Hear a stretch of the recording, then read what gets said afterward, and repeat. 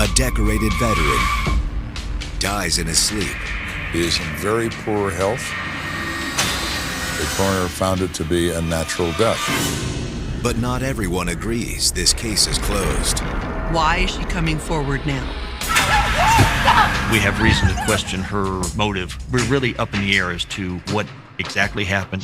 There's only one way for Lieutenant Joe Kenda to uncover the truth. You're going to dig up the dead? The fact is, we don't know what we're going to find when we bring this body out of the grave. Call 911.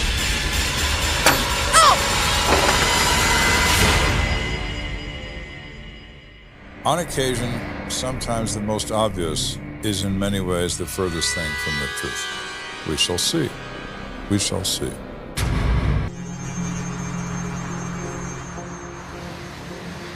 It's been a fairly quiet day for Colorado Springs police officer Preston Shields.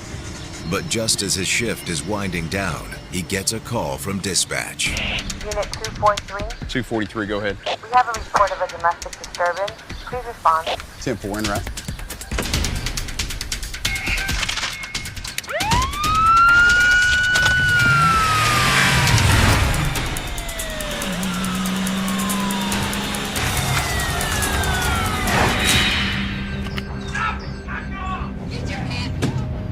One of our officers, upon arrival, hears a domestic going on inside the residence. Let me go! Domestic violence situations are always probably one of the most dangerous calls that a police officer can go on. The officer has to be extra careful.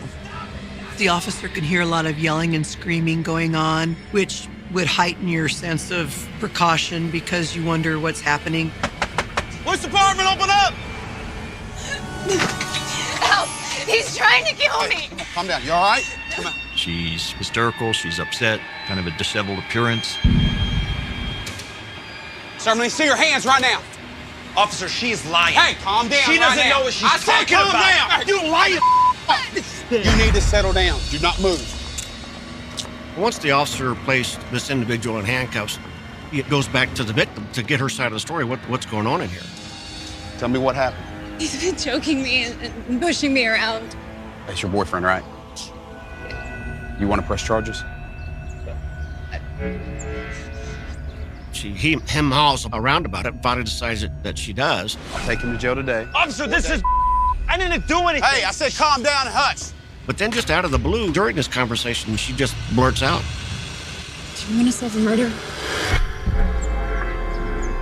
Because I know who killed Orville Head.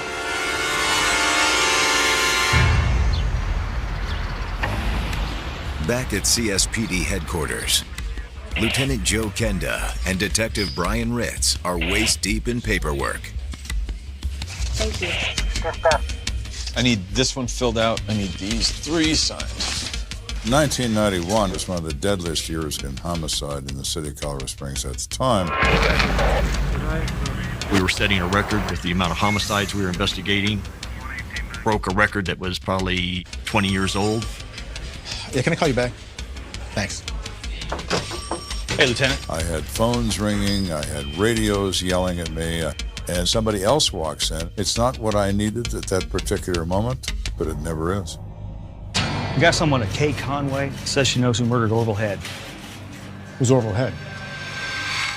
She said he was murdered about 5 months ago. I have an excellent memory of who my victims are, especially excellent 5 months later. I never heard of Orville Head. How could he be murdered if I don't know about it? So I look in my homicide files for the name Orville Head. Harrison, Harvey, Heard. I find nothing. That's when it dawns on Kenda. What if the case wasn't reported as a murder? I look in the death file. Head.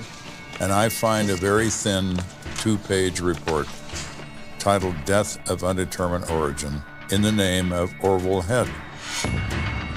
It says that Orville Head, 71 years of age, is discovered deceased in a room he rents, and police are called.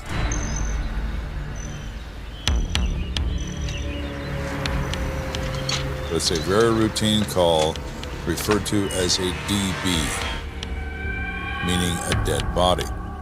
Patrol respond, and they discover it is disheveled, it is filthy.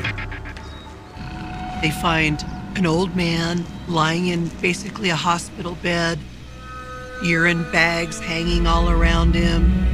His glasses and dentures are on a table next to the bed. He is reposed in a perfectly relaxed position. Looks like he basically just died in his bed there.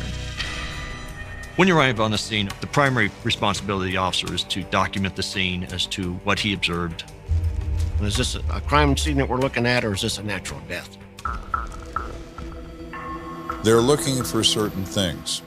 See this bruise here. Evidence of trauma on the body, incised wounds, meaning stab wounds, gunshot wounds, marks, bruising. No wounds except for there's a little scratch on his neck. No signs of trauma to the body, no real clear-cut cause of death. I don't see any sign of a suicide note. I'm gonna check the doors. Okay. Doesn't look like there was any forced entry into the apartment. There was no struggle that could be determined in there. No signs of a break-in. Okay. All right, I'm gonna call the coroner. With no signs of foul play, standard protocol is to contact the coroner's office, not the major crimes unit. Once all parties are satisfied that criminal activity is not likely to be relevant, the body's brought back to the coroner's office and then prepared for autopsy. The decedent in this case is found in a hospital-type bed with rails on it. He's known to be quite ill. He's got a very fatty liver. He also had significant heart disease. So this is undoubtedly a guy who was very sick and had a lot of medical problems. Hardening of the kidneys, advanced heart disease. Take your pick as to which one is fatal. Well, this guy's a mess. The coroner is the one who's ultimately responsible to identify the cause of death. In this case, he's called a natural causes medical. The reason Kenda had never heard of Orville Head is simple. Neither the coroner nor the responding officers believed Mr. Head had been murdered. We're in the criminal homicide business, not natural death. After reading the autopsy, Kenda begins to wonder about Kay Conway and her claim that Orville Head was murdered. Is Kay Conway insane? I had an old lady who would take a city bus to the police building every time she read about a murder in the paper to offer her confession. She was just lonely. Nobody would talk to her, but we would. Is Kay Conway one of those? Just to be safe, Kenda decides to contact Kay Conway himself. I would never reopen a death case unless I had overwhelming evidence or belief that this was in fact something other than a natural death. Well, Miss Conway, this is Lieutenant Kenda calling. Come talk to me, Miss Conway, and tell me why you said what you said. That evening, Kay Conway comes in for questioning. Please have a seat. She is at this point nothing more than a reporting witness. We treat her that way.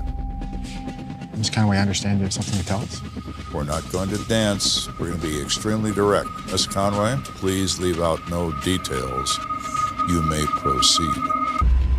I know that Orville Head was murdered. It was my boyfriend, Paul Swanson. Really? And how exactly would you know this? Because he told me he did. You're saying he confessed? Yes. This is something way beyond a vague accusation. She's making a direct accusation against a named individual, saying he confessed to killing Orville Head. It no longer matters how busy we are. We just got a little busy.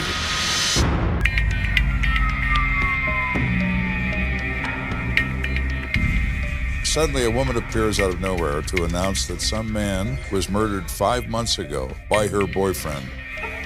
But the coroner found it to be a natural death, trying to investigate a case backwards. Extremely difficult to do. So you're saying that Paul Swanson murdered Orville Head, and then he confessed it to you? right, let's start at the beginning. How do you know Orville Head? Miss Conway says she's known Orville for some time, and her boyfriend Paul Swanson knows him as well. And her boyfriend drinks quite often at Orville Head's. So do many others that frequent this place.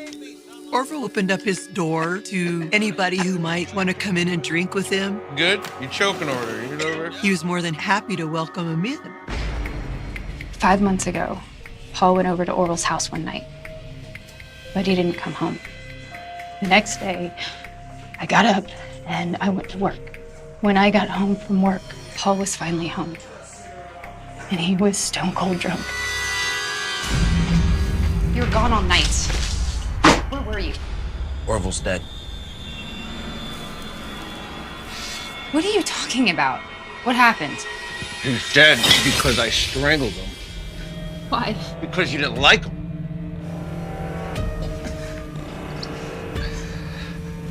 That was an alarm bell for me. I killed him because you, a third person, didn't like him. Makes no sense to me at all. I'm beginning to question Conway's truthfulness at that moment. And then what happened? He let me go. The bizarre motive Kay has laid out isn't the only issue Kenda has with her statement. The fact that she waited 5 months to make it also gives him pause. Obviously, we want to know why Kay's delayed in telling us this information. And why didn't you report it right then? Because I'm afraid of him. He gets so angry about everything, and then he hurts me. I didn't know what to do.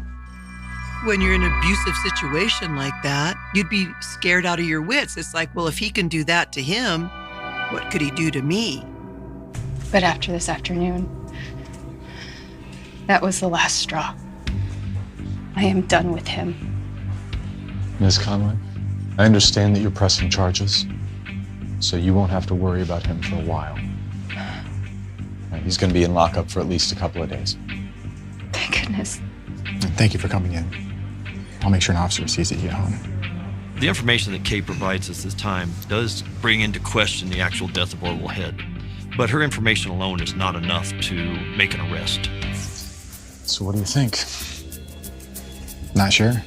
I have my reservations about Kay Conway. Could it be true? Of course it could. Is it true? I don't know. Kay Conway has a reason to get Mr. Swanson in a jam. He's been abusing her. He's recently done it again. No, stop! You'd have to look at, is she trying to pin it on Paul because she wants to get rid of him or have vengeance or whatever? Going down for a murder rap would certainly get him out of her life. Yep. For a long time. I don't want to think she would make something like this up, but who knows? But one crucial piece of the puzzle is still missing. The only thing that's going to tell us if this is in fact a homicide is Orville Head's remains. And he's been in the ground for 5 months. We need to re-examine the body of Orville Head. The letter of the law says I have an absolute legal right as the commander of the homicide unit to demand the removal of a body from a grave to determine the manner of death. But a judge is not going to issue that order without somebody in the family saying it's okay. The following morning, detectives pay a visit to Orville Head's closest living relative, his brother Jack. Mr. Head? I'm Lieutenant Kenda, this Detective Ritz from Colorado Springs Police Department. We're here because we may have some information about the death of your brother, Orville. What's going on? Well, first off, can you tell us a little bit about Orville? He was a good man. A little rough around the edges, just because he was a leatherneck through and through. Orville Head was an American hero. He was the Marine who fought in World War II. He had actually been wounded in battle and received the Purple Heart and had received a medal for bravery. After the war, Orville settled into a career in the civil service. But inside, the battle raged on. Jack goes on to say that Orville suffered from PTSD from combat with the Japanese, and he never got over that, and he self-medicated his problem with alcohol. And he goes from being part of the greatest generation to being a person who has terrible medical problems and is an alcoholic. And it's a sad turn of affairs. When they called me to tell me he passed, it wasn't any big surprise. Mr. Head, I'm sorry to say that the information that we've received is that it's possible your brother may not have died of natural causes. What do you mean? Well, he may have been murdered, and I hate to say it, but in order for us to be absolutely sure, we're going to need to examine the body. Now, this is a very bad and difficult thing to do to a family member. We put it in as nicely as we can, but bottom line, that's what we want to do. I don't know. I mean, is this really necessary? I'm afraid it is. It's the only way we're going to know for sure. Nobody wants to exhume a body, but if it means solving a crime and letting this person be at rest because it is solved, then it's worthwhile. Okay, then. Jack ultimately decides that it is important to know whether Orville just died or somebody did kill him. No, we appreciate it. And I'll make sure I keep you on the loop. So he expressly permits a judge to issue the exhumation order to determine the truthfulness of the accusation. The following afternoon, a recovery team is sent to exhume Orville's coffin from the grave. But Kenda bristles at the idea of raising the dead.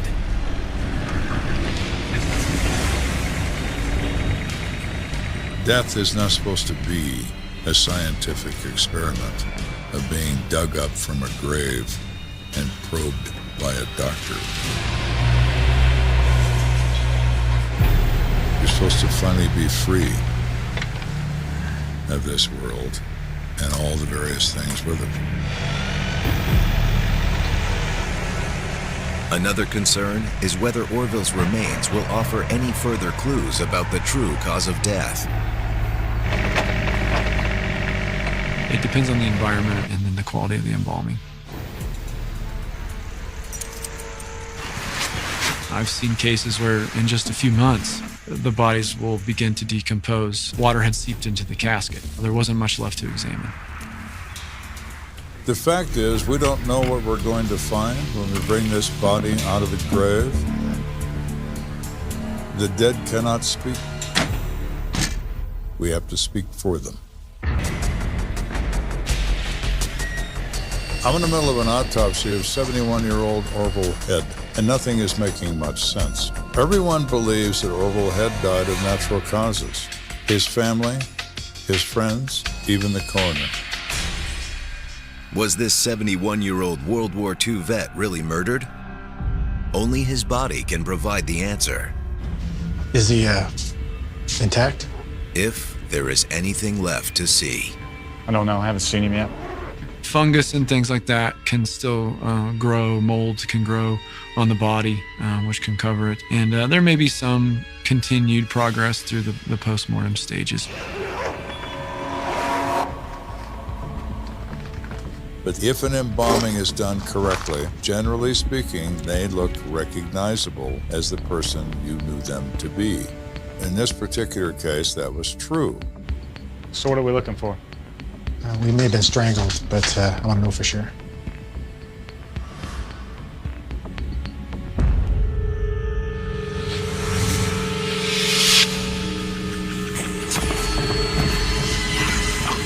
There are two ways to strangle somebody. One is with a ligature, like a belt, like a rope, like a piece of wire.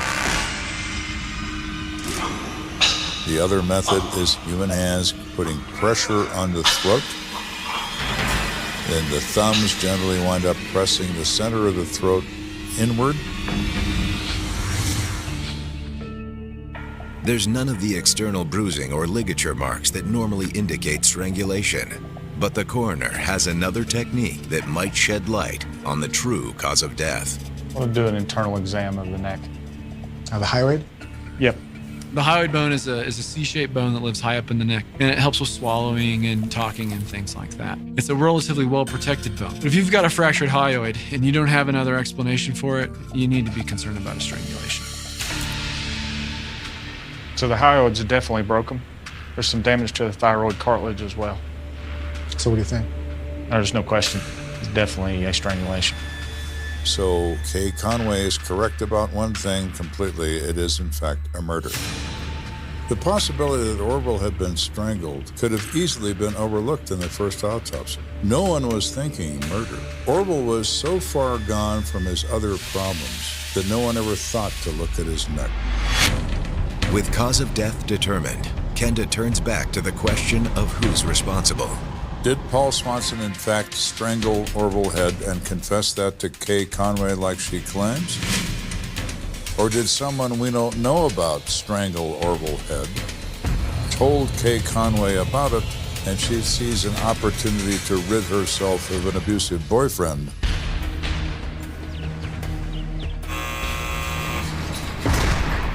So where is Paul Swanson? Well, he's in jail. Well, Mr. Swanson? It's only been a day or two since he was arrested. I'm Lieutenant Kenda. Lieutenant? Swanson believes, of course, he's going to be questioned about assaulting Kay Conway. Cigarette? Yes, please. Thanks.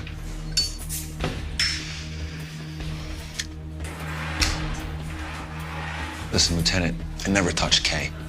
She's lying. In fact, she's the one that hit me, man. I should be pressing charges here. I'm not here about Kay. I'm here about Orville Head. What? Why? I'd just like to get some information. What can you tell me about him? Well, Paul says that he liked to help Orville out because he felt sorry about the situation he was in. Orville, I'll take care of it. I mean, I'll do the dishes. Ah. You relax. Paul. I got it. No problem. You're a good man, Paul.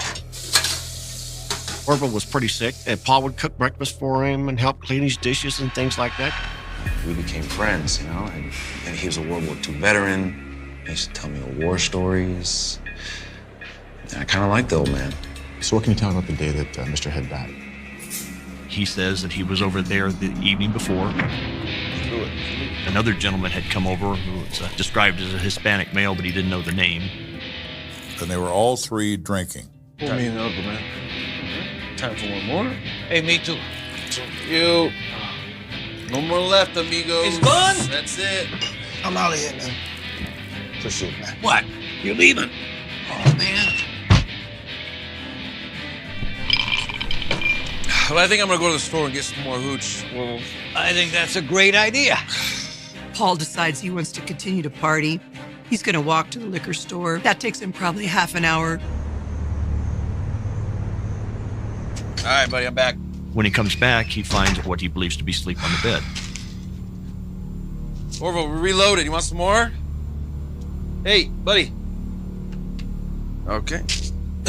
More for me? He continues to drink. He falls asleep, passes out in the chair next to Orville.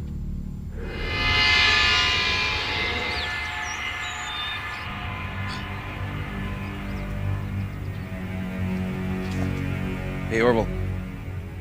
Orville.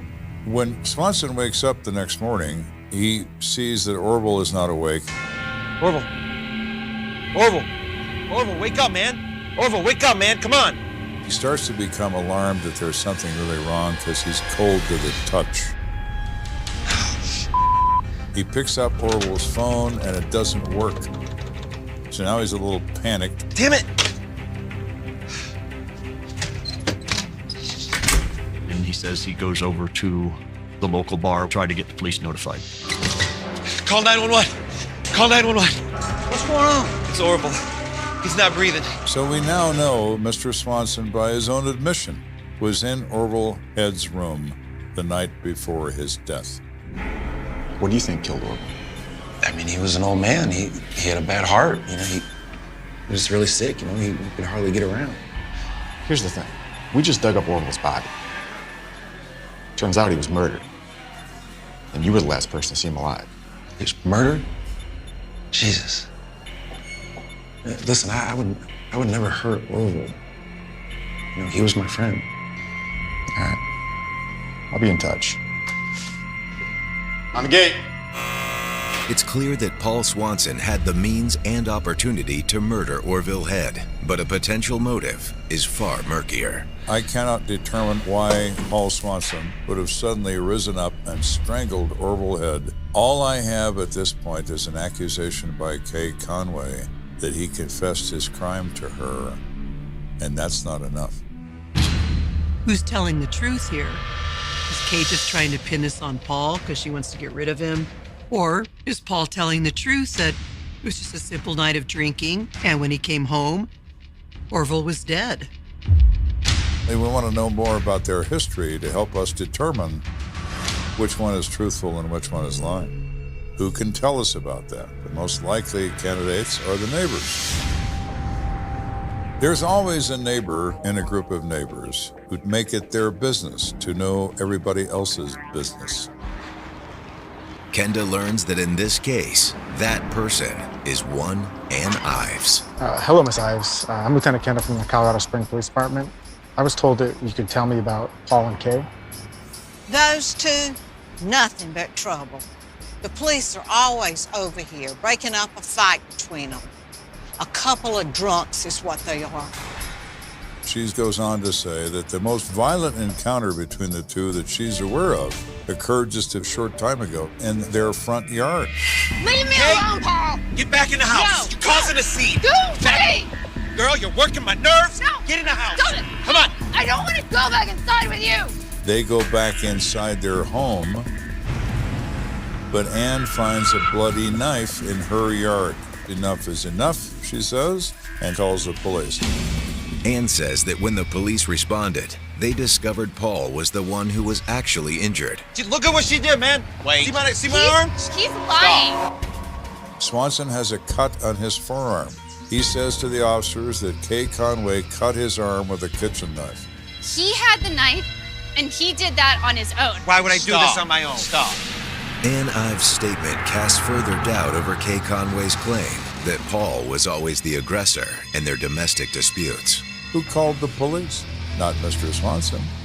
Not Miss Conway. The neighbor called the police without their knowledge. So when you're looking at that in this Orville Head investigation, you're saying, was Kay lying to us about Paul cutting himself, and is she lying now? I'm not sure yet, but I'm going to find out.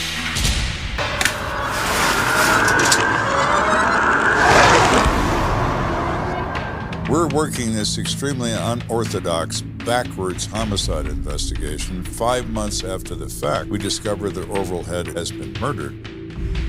And it turns out the woman who's telling us that her boyfriend did it has some serious credibility issues. After speaking with the neighbors of Kay Conway and Paul Swanson, the case's sole potential suspects, Kenda's next move is to interview folks who lived in the same apartment complex as Orville Head. But here, the 5 months that have passed since Orville's death might as well have been 5 years. People rented on a monthly basis. It was that kind of complex. So there wasn't people there other than Orville who stayed there on a long-term basis. We find a neighbor who lived directly next door to Orville Head. Excuse me, sir.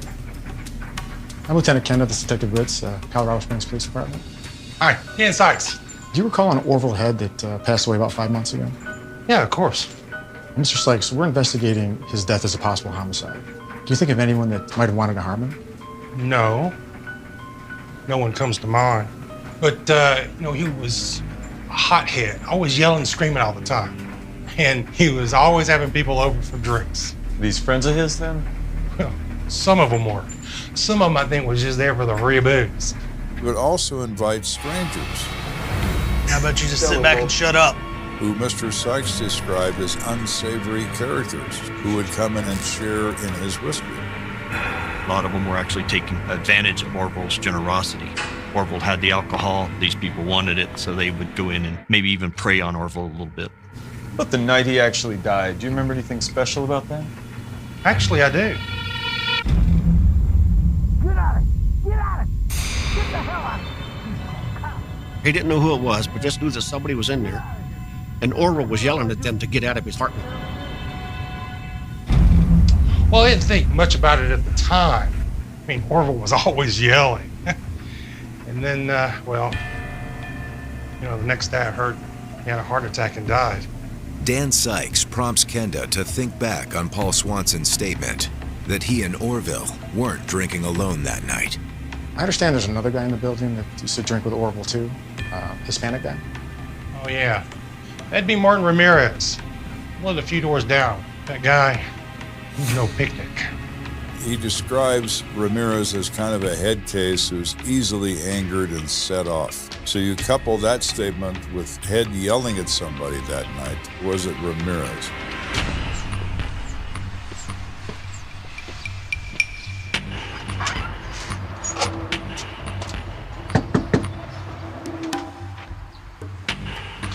Mr. Ramirez, I'd like to ask you a few questions about Orville Head. Orville? He's been dead a while now. That's right, he has. Mind if we come in? He says he remembers that night, and because of the fact that Orville was found dead the next morning. So you were there the night Orville died. Can you tell us what happened? I was drinking with Orville and Paul. We wasn't friends or nothing, but he always offered the booze, so why not? How late you stay? About 10 or so. I had to get up for work the next morning, so I went home to bed. Ramirez vehemently denies returning to Orville Head's house any time after 10 o'clock that evening. Says he was drunk, he went to bed, he got up and went to work. But is Martin Ramirez telling the truth about the night of the murder? It's a question Kenda still can't answer. Well, thank you for your time. We'll be in touch.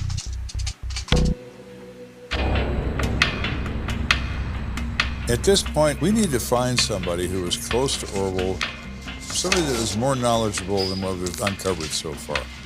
So we go back to Orville's brother. Hello, Jack. Joe Kenda here.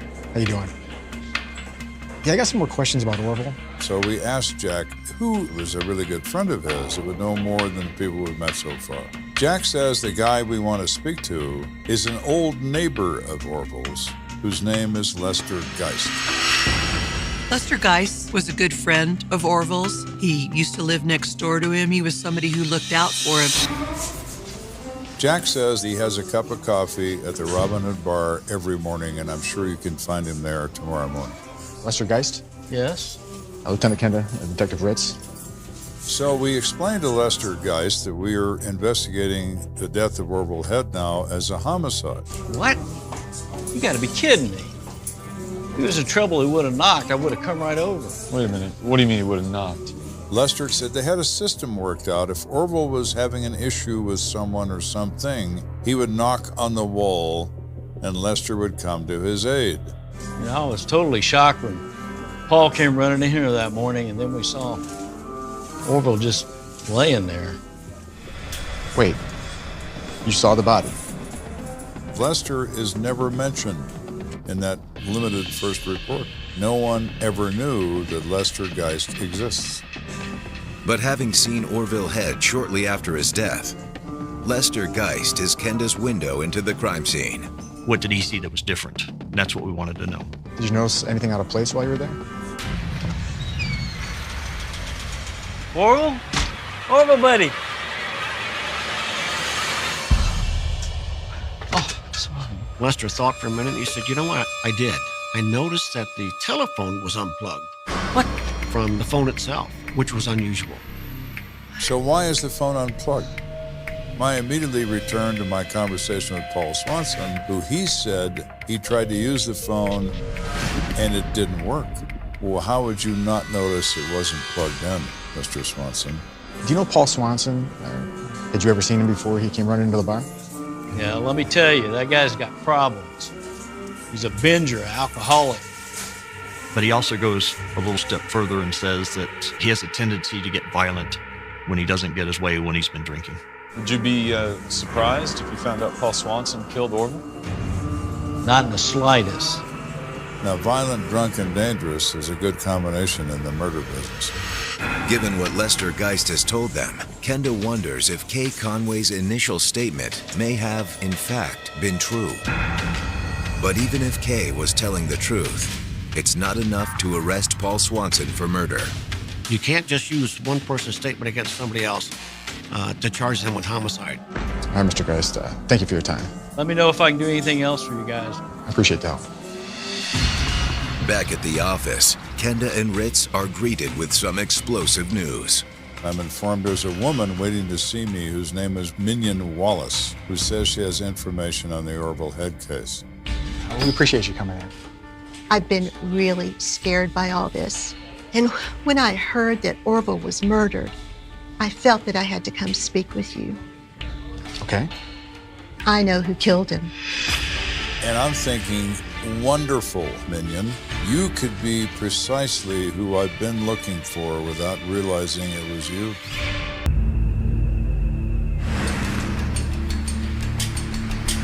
I believe I'm on the edge of solving this case, of knowing who killed Orville Head. Minion Wallace is an elderly lady. She seems very frightened, and now that she's heard and knows that Orville was really murdered, she had to come forward with this information she has for me. It was Paul Swanson. He's the one who killed Orville. Minion Wallace goes on to say that she knows Orville Head. She also knows Paul Swanson. She treats Swanson like her nephew. Known him a long time. The night Orville died, she was receiving phone calls from Paul Swanson. He phoned me, and I could hear Orville in the background. And when she said that, I immediately think Paul Swanson is the same guy that told me the phone didn't work. Now I know Paul Swanson lied to me. Why do you lie to the police? Self-protection, that's why. So, Paul, did you unplug the phone and then you killed Orville? I didn't think much of it until the next morning. Paul came over, and he told me that he had killed Orville. Paul, good morning. What happened? I messed up, Minion. What do you mean? Orville's dead. I needed a person to confirm what Conway told me as the truth, and I just found it. I don't know what to do. I don't know who to call, who to talk to. Paul Swanson is a drunk. They bounce all over the place emotionally.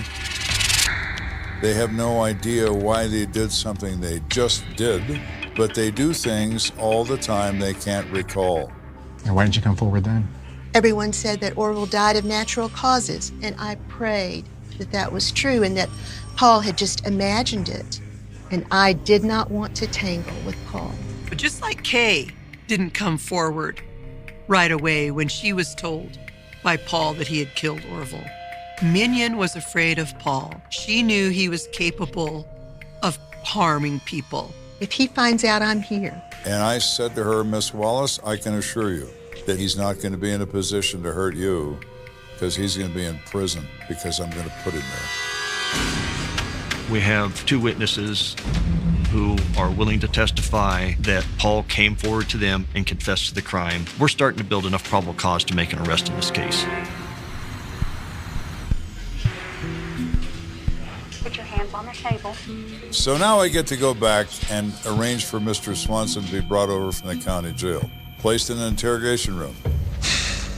So, Paul, we've had some interesting conversations with people who seem to know you pretty well.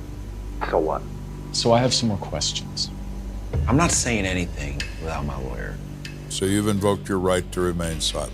Yes. Fine, Mr. Swanson. You certainly may remain silent. So now what? Now? Well, now you're under arrest for murder. Officer!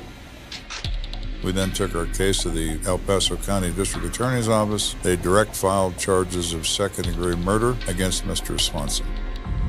Although Paul Swanson has lawyered up, Kenda believes he can piece together what happened the night Orville Head was murdered. All right, where's the secret stash, man? Just go finish the cigarettes.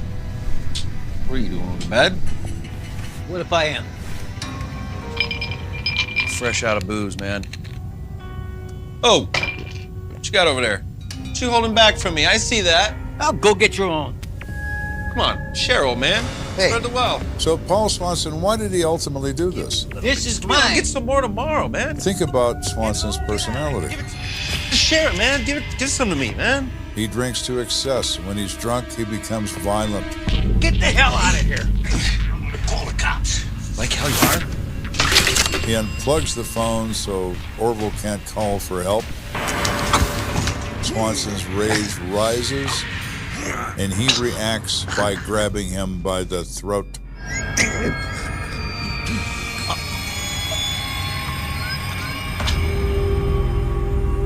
And strangles Orville until he's not breathing anymore.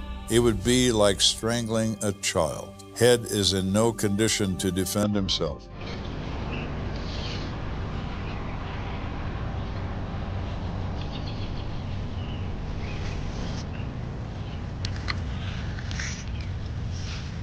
The next morning, he realizes what he's done, that Orville's dead. He didn't just assault him, he killed him. Kenda believes at that point, Paul Swanson staged the room to make it seem like Orville simply died in his sleep. And then we have to run across the street to the bar to try to get, somebody to call 911. At trial, that same theory resonates with the jury. They find Paul Swanson guilty and sentence him to 40 years behind bars. Because people came forward, his death. Sunday mornings in Willow Creek, Texas, used to feel untouchable, like the dust itself knew better than to rise while the bells were ringing. April 18th, 1993 starts exactly the way the town expects. Sky pale blue, air already warm, trucks rumbling down two-lane roads toward one place that always promises order. New Hope Baptist Church. It's the kind of church that appears on postcards and political ads. White clapboard walls, modest steeple, gravel lot full of Fords and Chevys. On the radio, a preacher in another county is talking about sin in big, sweeping words. In Willow Creek, they think they know what sin looks like. That morning proves they don't. By 9 o'clock, the sanctuary is filling. Mothers straighten collars, fathers clap hands on shoulders, teenagers slide into pews in pairs and small clusters carrying hymnals and secrets. The choir runs through a final rehearsal at the front, voices colliding with the thump of the old upright piano. In the middle row, 17-year-old Rachel Moore is laughing at something only she heard, tucking a strand of hair behind her ear, tapping a pencil against a notebook full of lyrics. Honor roll student, pastor's favorite, youth group leader. The kind of girl people describe in the same lazy phrases. Good kid, sweet spirit, would have given you the shirt off her back. In a few hours, those same people will be standing in this room repeating those lines to anyone holding a microphone. The man she calls Pastor Dan moves easily among them. Reverend Daniel Hart, 58 years old, long-tenured, well-loved. His hand lands on shoulders. His voice drops into low encouragements. His smile appears right on cue. He has married most of the couples in this building. He has buried their parents. He has prayed with them in hospital rooms and in kitchen doorways and on front porches when bills came due. In Willow Creek, you can't drive a mile without passing someone who thinks they owe him something. A favor, a prayer, a debt of gratitude. Men like that don't make the 6 o'clock news. They stand beside the ones who do, offering comfort. At 9:43, the choir takes a break. Someone jokes about the air conditioning working half as hard as the devil. The pianist flexes stiff fingers. Rachel steps down from the riser, checks her watch, grabs her Bible and her little plastic youth conference lanyard. A friend asks where she's going. She says, "Just outside for a sec. I'll be right back." The side door near the fellowship hall sticks. You have to lean your shoulder into it. She knows the trick. She's done it 1,000 times. The side yard behind New Hope is nothing special. A strip of patchy grass, a few trash cans, a metal dumpster, the alley that runs between the church and the parsonage. On the other side of the alley, you can see Pastor Hart's back porch. There's a wooden swing where he sometimes sits late at night, light on, Bible balanced on his knee. At this hour, the porch is empty. The only sounds back there are the distant strains of the choir, the buzz of a transformer, the crunch of gravel under a lone set of shoes. Inside, the clock on the sanctuary wall ticks past 10. Families settle in, bulletins rustling like small waves. The organist starts the prelude. Someone whispers that Rachel hasn't come back yet, but there are a dozen reasons a 17-year-old girl might be late to the first hymn. Bathroom, phone call, somebody crying in the hallway needing prayer. It's church. People drift. They're always drifting back. They don't see the first sign that this Sunday isn't like the others until a youth group kid slips out to look for her. It's a small girl with big glasses and a bigger sense of responsibility, the kind who notices when a chair is empty. She pushes open the side door, squinting against the brightness. The air outside feels heavier, like it knows something the sanctuary air doesn't. She calls Rachel's name once, twice, no answer. She steps off the concrete into the grass around the corner of the dumpster and her foot hits something that isn't dirt. The scream that follows is not dramatic, it's involuntary. It cuts through the second verse of "Great is thy faithfulness" and leaves the final word hanging in the rafters like a question. Pews shift, heads turn, the organ stutters to a stop. For a second, nobody moves. Then the sanctuary erupts into the kind of confusion that always looks the same, no matter the town or the decade. People asking each other what's happening instead of going to see, older women clutching bags to their chest, men pushing toward the aisle saying, "Stay here, I'll check." The first congregant to reach the side yard will later say that what he remembers most is the stillness, the way the breeze seemed to stop, the way the alley, usually just a place for trash cans and after-service smoke breaks, suddenly became something else. Rachel lies on her back, one arm flung out as if she was in the middle of an unfinished gesture. Her dress, pale blue, is crumpled, one shoe missing. Her lanyard is twisted, the plastic badge cracked. There are marks on her neck and a bruise blossoming along her jaw. Her Bible lies open a few feet away, pages torn and stained with something dark that the mind resists naming. Someone falls to their knees beside her, shouting her name. Someone else runs back inside, yelling for a phone. The words "call 911" sound wrong in that courtyard, like they took a wrong turn off the highway. When the dispatcher picks up, the voice on the other end says, "New Hope Baptist, we need help. It's Rachel, please hurry," but leaves out the part that matters most. Nothing in this town has prepared them for this. The sheriff's office sends 2 patrol cars. The nearest ambulance roars in from the next town over, sirens wailing, lights splashing blue and red against the white church siding. Paramedics work fast, efficient, fighting numbers they can already see in their heads. Within minutes, they are shaking their heads in a quiet that no one in that side yard will ever forget. A sheet covers what the town will now refer to as the scene, as if giving it a name can keep its edges from cutting. The sheriff calls the Texas Rangers. In rural Texas, that's what you do when something breaks the unwritten rules this badly. A ranger arrives in a dust-coated sedan, hat pulled low, boots echoing on the fellowship hall floor. He walks the perimeter with the same careful attention he'd give to a motel parking lot off an interstate. Church or not, the ground doesn't care. The grass still bends the same way under weight. The scuff marks near the back steps still tell their story if someone's willing to read. They mark everything: a broken necklace chain, a torn corner of a bulletin with Rachel's name circled in ink, a faint boot print near the alley, a smear on the door handle where someone grabbed too hard. The lanyard cut or snapped, no one can agree.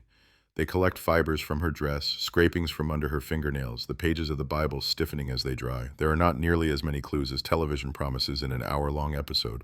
Real crime scenes are like that, stingy, reluctant, refusing to explain themselves. Inside, Pastor Hart does what pastors do. He moves among his people, hand on arms, voice low and steady. He leads a prayer in the sanctuary while the paramedics roll Rachel's covered body through the side door.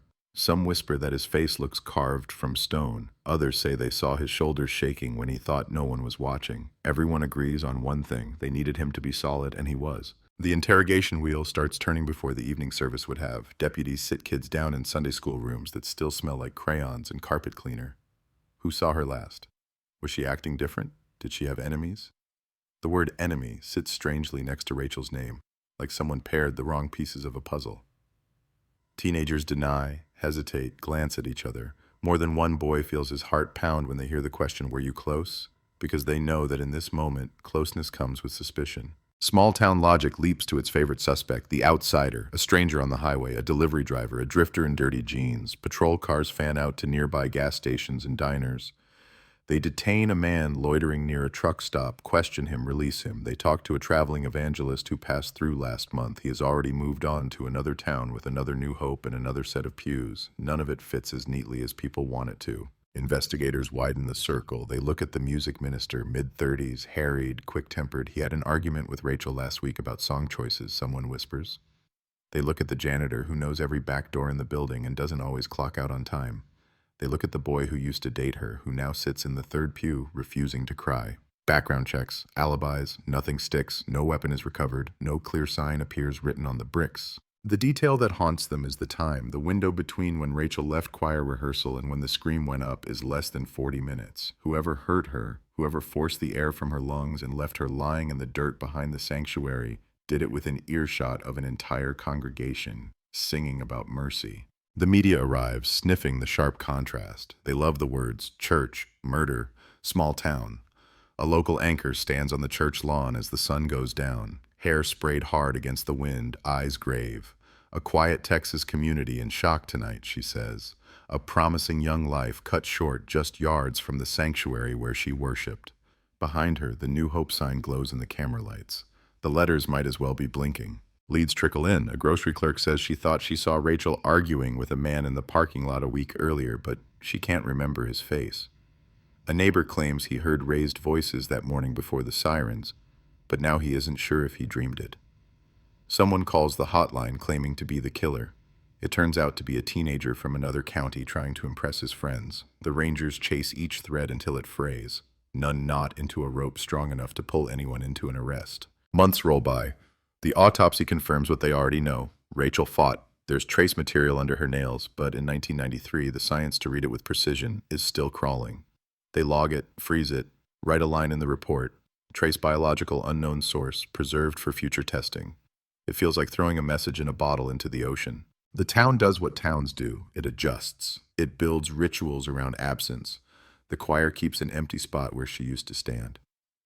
A scholarship fund in her name sends exactly one girl to community college before the donations stop. Parents drive a little slower past the church. Some families search for comfort in extra services. Others quietly stop coming.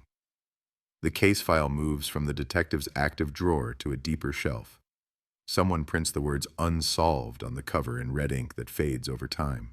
By the time the calendar flips past 1994, 1995, 1996, the girl behind the church has become a kind of shorthand. New kids at school hear about her by way of whispered legend. Pastors at other churches bring up Willow Creek as a sermon illustration about faith in the face of evil. The name Rachel Moore still catches in throats, but less often now. Grief has a way of negotiating with daily life until both can fit in the same small town. And all the while, the man in the pulpit stays. Pastor Hart buries Rachel, then buries others. He dedicates babies whose parents were children when the sirens screamed that Sunday. He preaches on forgiveness, on unanswered questions, on trusting God's timing. There are people in that congregation who say, years later, that his steadiness after the murder is what kept the church from falling apart completely. In their minds, he is welded to the story as a shepherd, not a suspect. Somewhere in a dim, humming archive, that trace under Rachel's fingernails sits in a tiny tube, ice crystals clinging to the plastic. The box around it gathers dust. The sticker on the front changes from active to cold case when a new sheriff takes over and decides to reorganize the shelves. No one holds a press conference to mark the moment. No one rings a bell. The silence around her case just gets thicker, like insulation. Years later, when anyone even remembers to talk about it, they call it a mystery, a tragedy, a stain. They say they never caught who did it, and shrug, as if not catching the person means the story finished itself anyway, as if cold case is just another way to say we have made peace with not knowing. But peace is a strong word for what really happened. Most days Willow Creek didn't have peace. It had distraction, football games, birthdays, bills, new scandals to whisper about. The edge of what happened behind New Hope never truly dulled.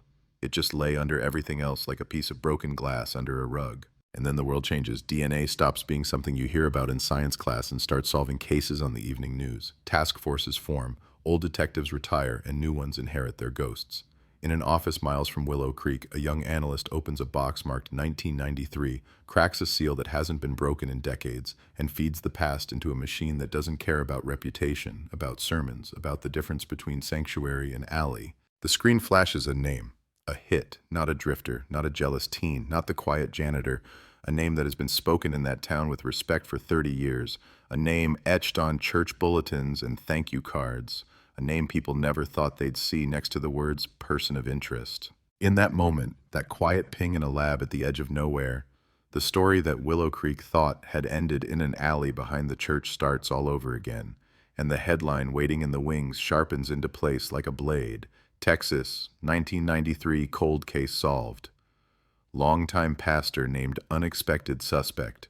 News doesn't arrive in Willow Creek like thunder. It seeps. A phone call here, a whisper there, a rumor walking in circles before anyone dares put it in writing.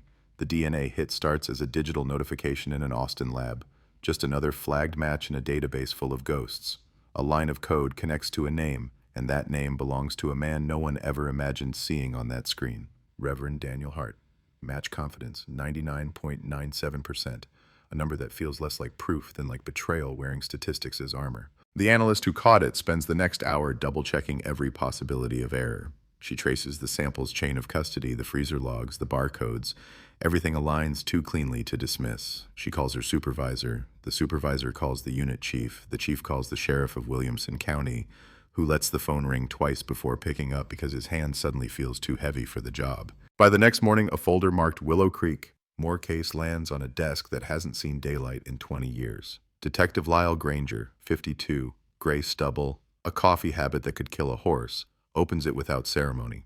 He's been in law enforcement long enough to know what a small-town church murder means when it reanimates. It means politics, cameras, and ghosts who don't like being disturbed. He drives the 2 hours north, radio low, thinking about the old Ranger reports he skimmed the night before. He remembers the photos, the white siding of New Hope Baptist, the choir robes hanging behind police tape, the handwritten note from the medical examiner. Nothing about it screams sophistication. It was the kind of crime the modern world likes to think we've evolved beyond, but cruelty doesn't evolve. It waits. When Granger pulls into Willow Creek, the town looks exactly the way small Texas towns are supposed to look. Flags on porches, kids on bikes, a diner called Millie's with a neon sign that's missing one letter. But there's a thin film over it now, the kind that settles when people start remembering something they've worked hard to forget. He parks in front of the sheriff's substation. Sheriff Amos Reed meets him at the door, hat in hand, eyes uneasy. Reed wasn't even a deputy in '93. He inherited this ghost. You really think it's him? Reed asks before they even sit down. I think the database doesn't lie, Granger says, but people do. I just need to know which kind. They drive to the church first. The building's been repainted since the crime, whiter, brighter, but paint doesn't change history. The alley behind the fellowship hall is still there, though the gravel's been paved over and new floodlights watch from the corners. Granger stands there a long time, hands on his hips, feeling the hum of air conditioning units and the faint echo of Sunday school songs from inside. It's hard to reconcile this quiet patch of asphalt with the reports he's read, but that's what cold cases always demand, belief that the ordinary can hide the monstrous. Inside, the current staff treats him like an omen. The secretary smiles too wide, says she's heard so much about him. The youth minister avoids his eyes. The building smells like lemon polish and stale coffee. On one wall, framed photos of past pastors. Hart's picture is the biggest. Gold frame, smile easy, eyes bright. Granger stares at it. It's one thing to see a name on a report. It's another to stare at the face of a man everyone still calls Pastor Dan. When he asks where Hart is now, the secretary hesitates.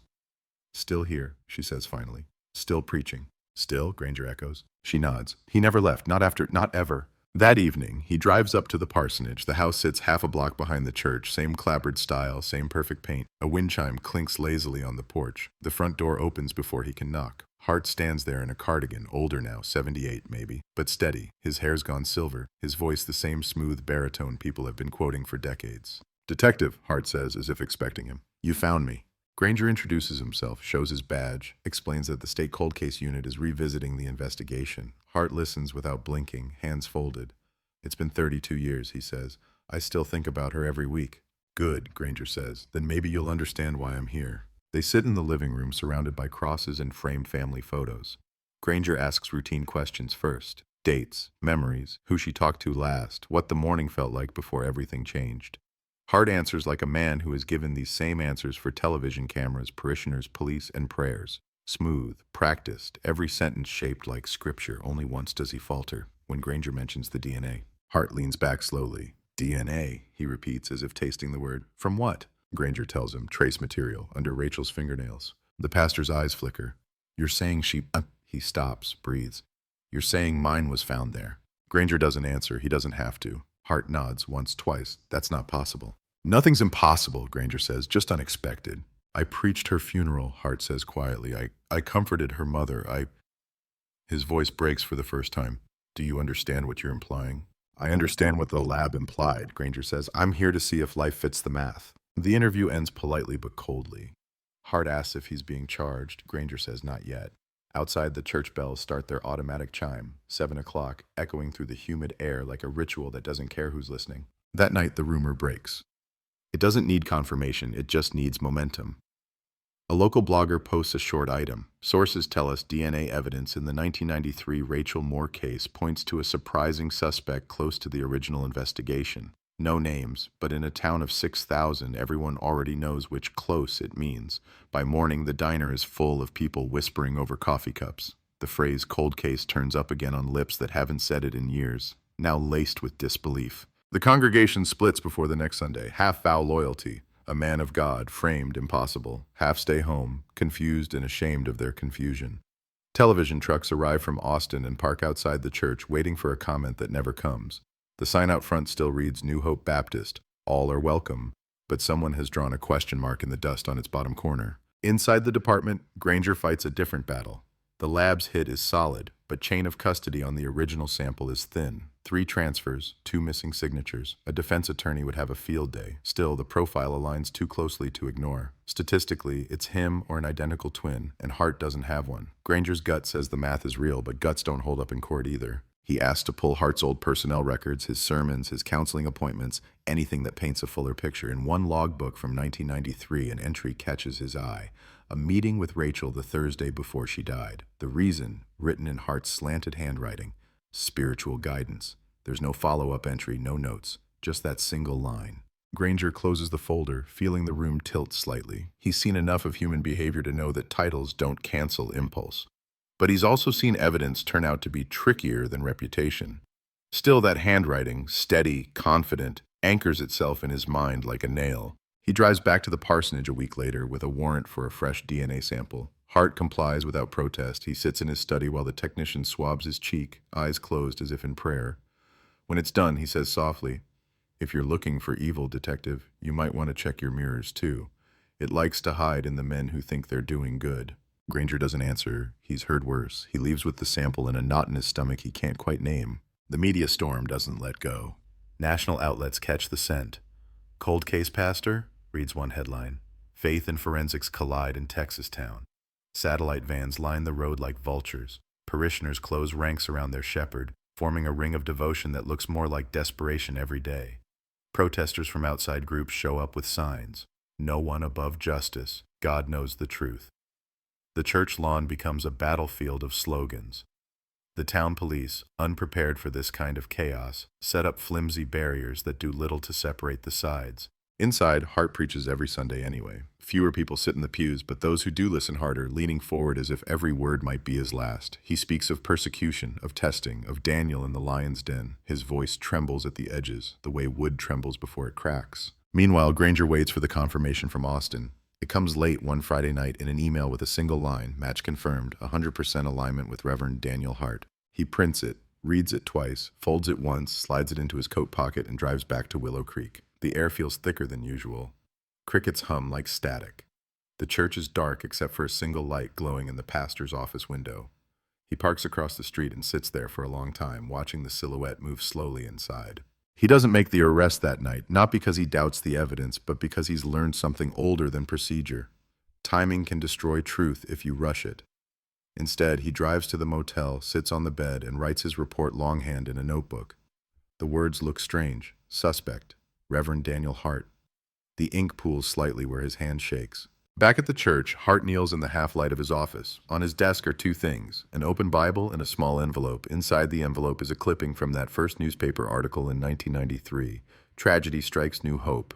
Underneath it, in handwriting that is still steady, he writes 4 words. "Forgive me, Father. Again." Outside, thunder grumbles somewhere far off. The kind that takes a few seconds to reach you. The kind that warns the air before it breaks. By dawn, the first unmarked car is parked outside his house. The agents step out quietly. Across the street, someone opens a curtain, phones already in hand. The sound of the knock echoes through the town before the echo fades. In the end, it isn't the handcuffs that shock Willow Creek. It's the silence. The way the man who baptized their children and buried their dead doesn't argue, doesn't proclaim innocence, doesn't even look up as he's led across the lawn. The cameras flash anyway, hungry for a headline already written. Somewhere in Austin, an intern updates a database, changing the status of a 32-year-old file from cold case, open to closed, arrest made. But in Willow Creek, nothing feels closed. The bell in the steeple rings at noon because it always has, not because it means anything. And the people who hear it aren't sure whether it sounds like victory or warning or something in between. The day after the arrest, Willow Creek wakes up to itself on every screen. The same image loops on local channels and national feeds, a thin, white-haired pastor in handcuffs being guided down 3 brick steps, eyes lowered, shirt collar open where a tie should be. The chyron does what chyrons do, reduces a lifetime to a single line. Texas 1993 cold case solved. Longtime pastor named unexpected suspect. 8 words, repeated until they stop sounding like words and start sounding like a sentence the town has to serve. At Millie's Diner, the television over the counter plays the clip on mute. Nobody needs the sound. They know what the anchors are saying. Customers sit under the blue light of the screen pretending to read menus. Coffee cools untouched. Someone finally breaks the silence with the one sentence that has been itching at every throat. It can't be him. Across the room, someone else whispers, "What if it is?" The divide opens right there between the condiments and the sugar packets. In the sheriff's office, the mood is no better. Deputies who grew up under Hart's sermons can't look at the booking photo without their stomachs flipping. The booking itself was quiet, almost clinical. Height, weight, prints, DNA swab, again, for confirmation no one will believe without 3 signatures.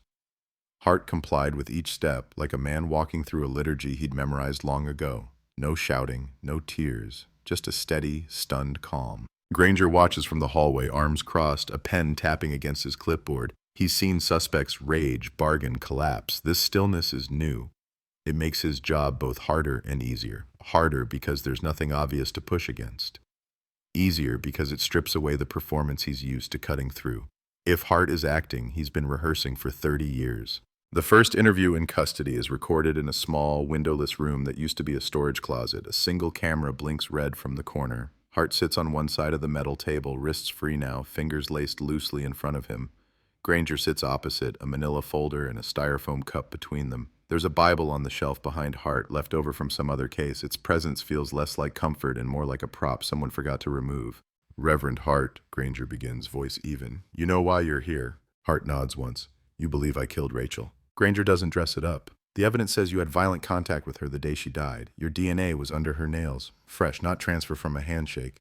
"Evidence," Hart says quietly, rolling the word like a stone. "Do you know how many people's pain I have held in these hands, detective? How many hospital beds I have leaned over? How many shoulders I have gripped while they cried? Your science is good, I'm sure, but it doesn't know context."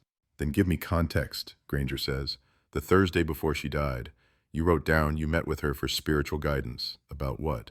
Hart looks at the table. She was troubled, confused. A teenager who thought the world made promises it isn't built to keep. She had questions about purity, about calling, about whether God punished doubt. I told her he didn't.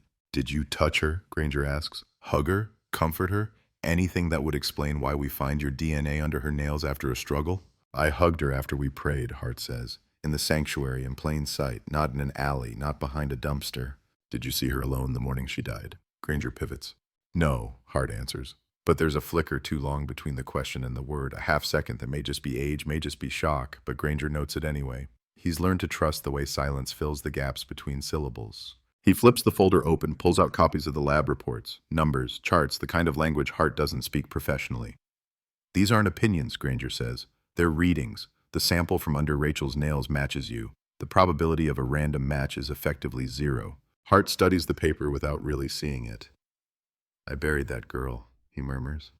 "I stood over her coffin and told her mother God would make it right someday. If what you say is true, then either I am the worst kind of monster," he trails off, eyes glistening for the first time, "or your system is using her death to do something else." "Like what?" Granger asks. He shakes his head. "I don't know, that's your job." Granger doesn't press harder. Not yet. This isn't a confession. It's a man confronting a mirror he never expected to see. The interview ends on that unresolved note. Hart is led back to a cell. Granger walks out into the parking lot and stares at the church steeple peeking above the tree line. Everything about it that once signaled safety now reads like a backdrop in a crime reenactment. The town doesn't wait for the trial to take sides. On Wednesday night, a group gathers on the church lawn with candles, praying for their pastor.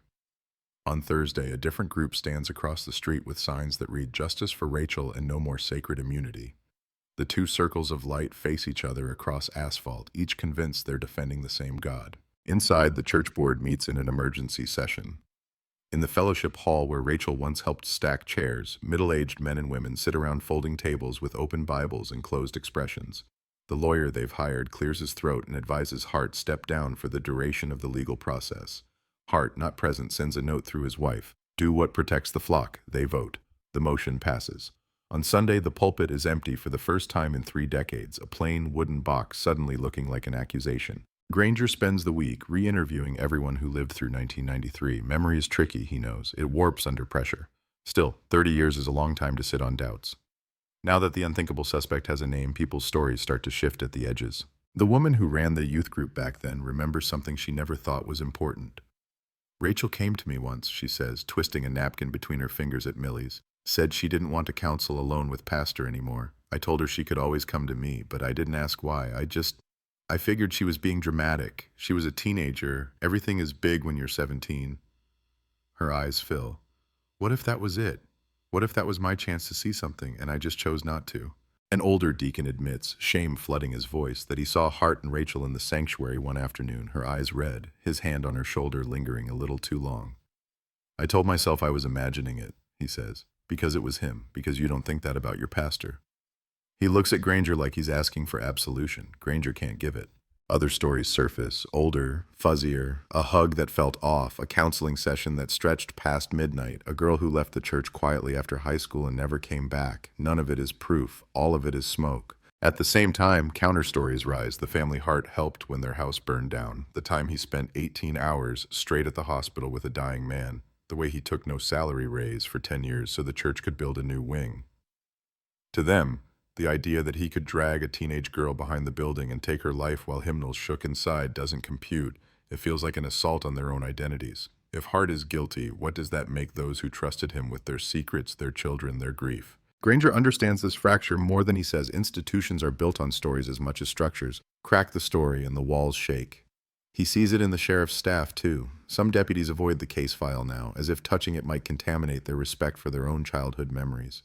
Others dive deeper, perhaps looking for something that can absolve them of complicity in a system that let the case collect dust for so long. The state moves quickly. An indictment comes down from the grand jury. The DA holds a press conference on the courthouse steps, flanked by investigators. Microphones thrust forward, cameras blinking red.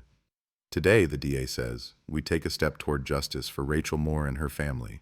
Advances in forensic science have allowed us to breathe new life into this cold case. The phrase new life hangs oddly over a murder charge. No one from the Moore family appears at the microphones. Rachel's mother died 10 years ago, heart attack in her sleep. Her father moved away, remarried, never returned.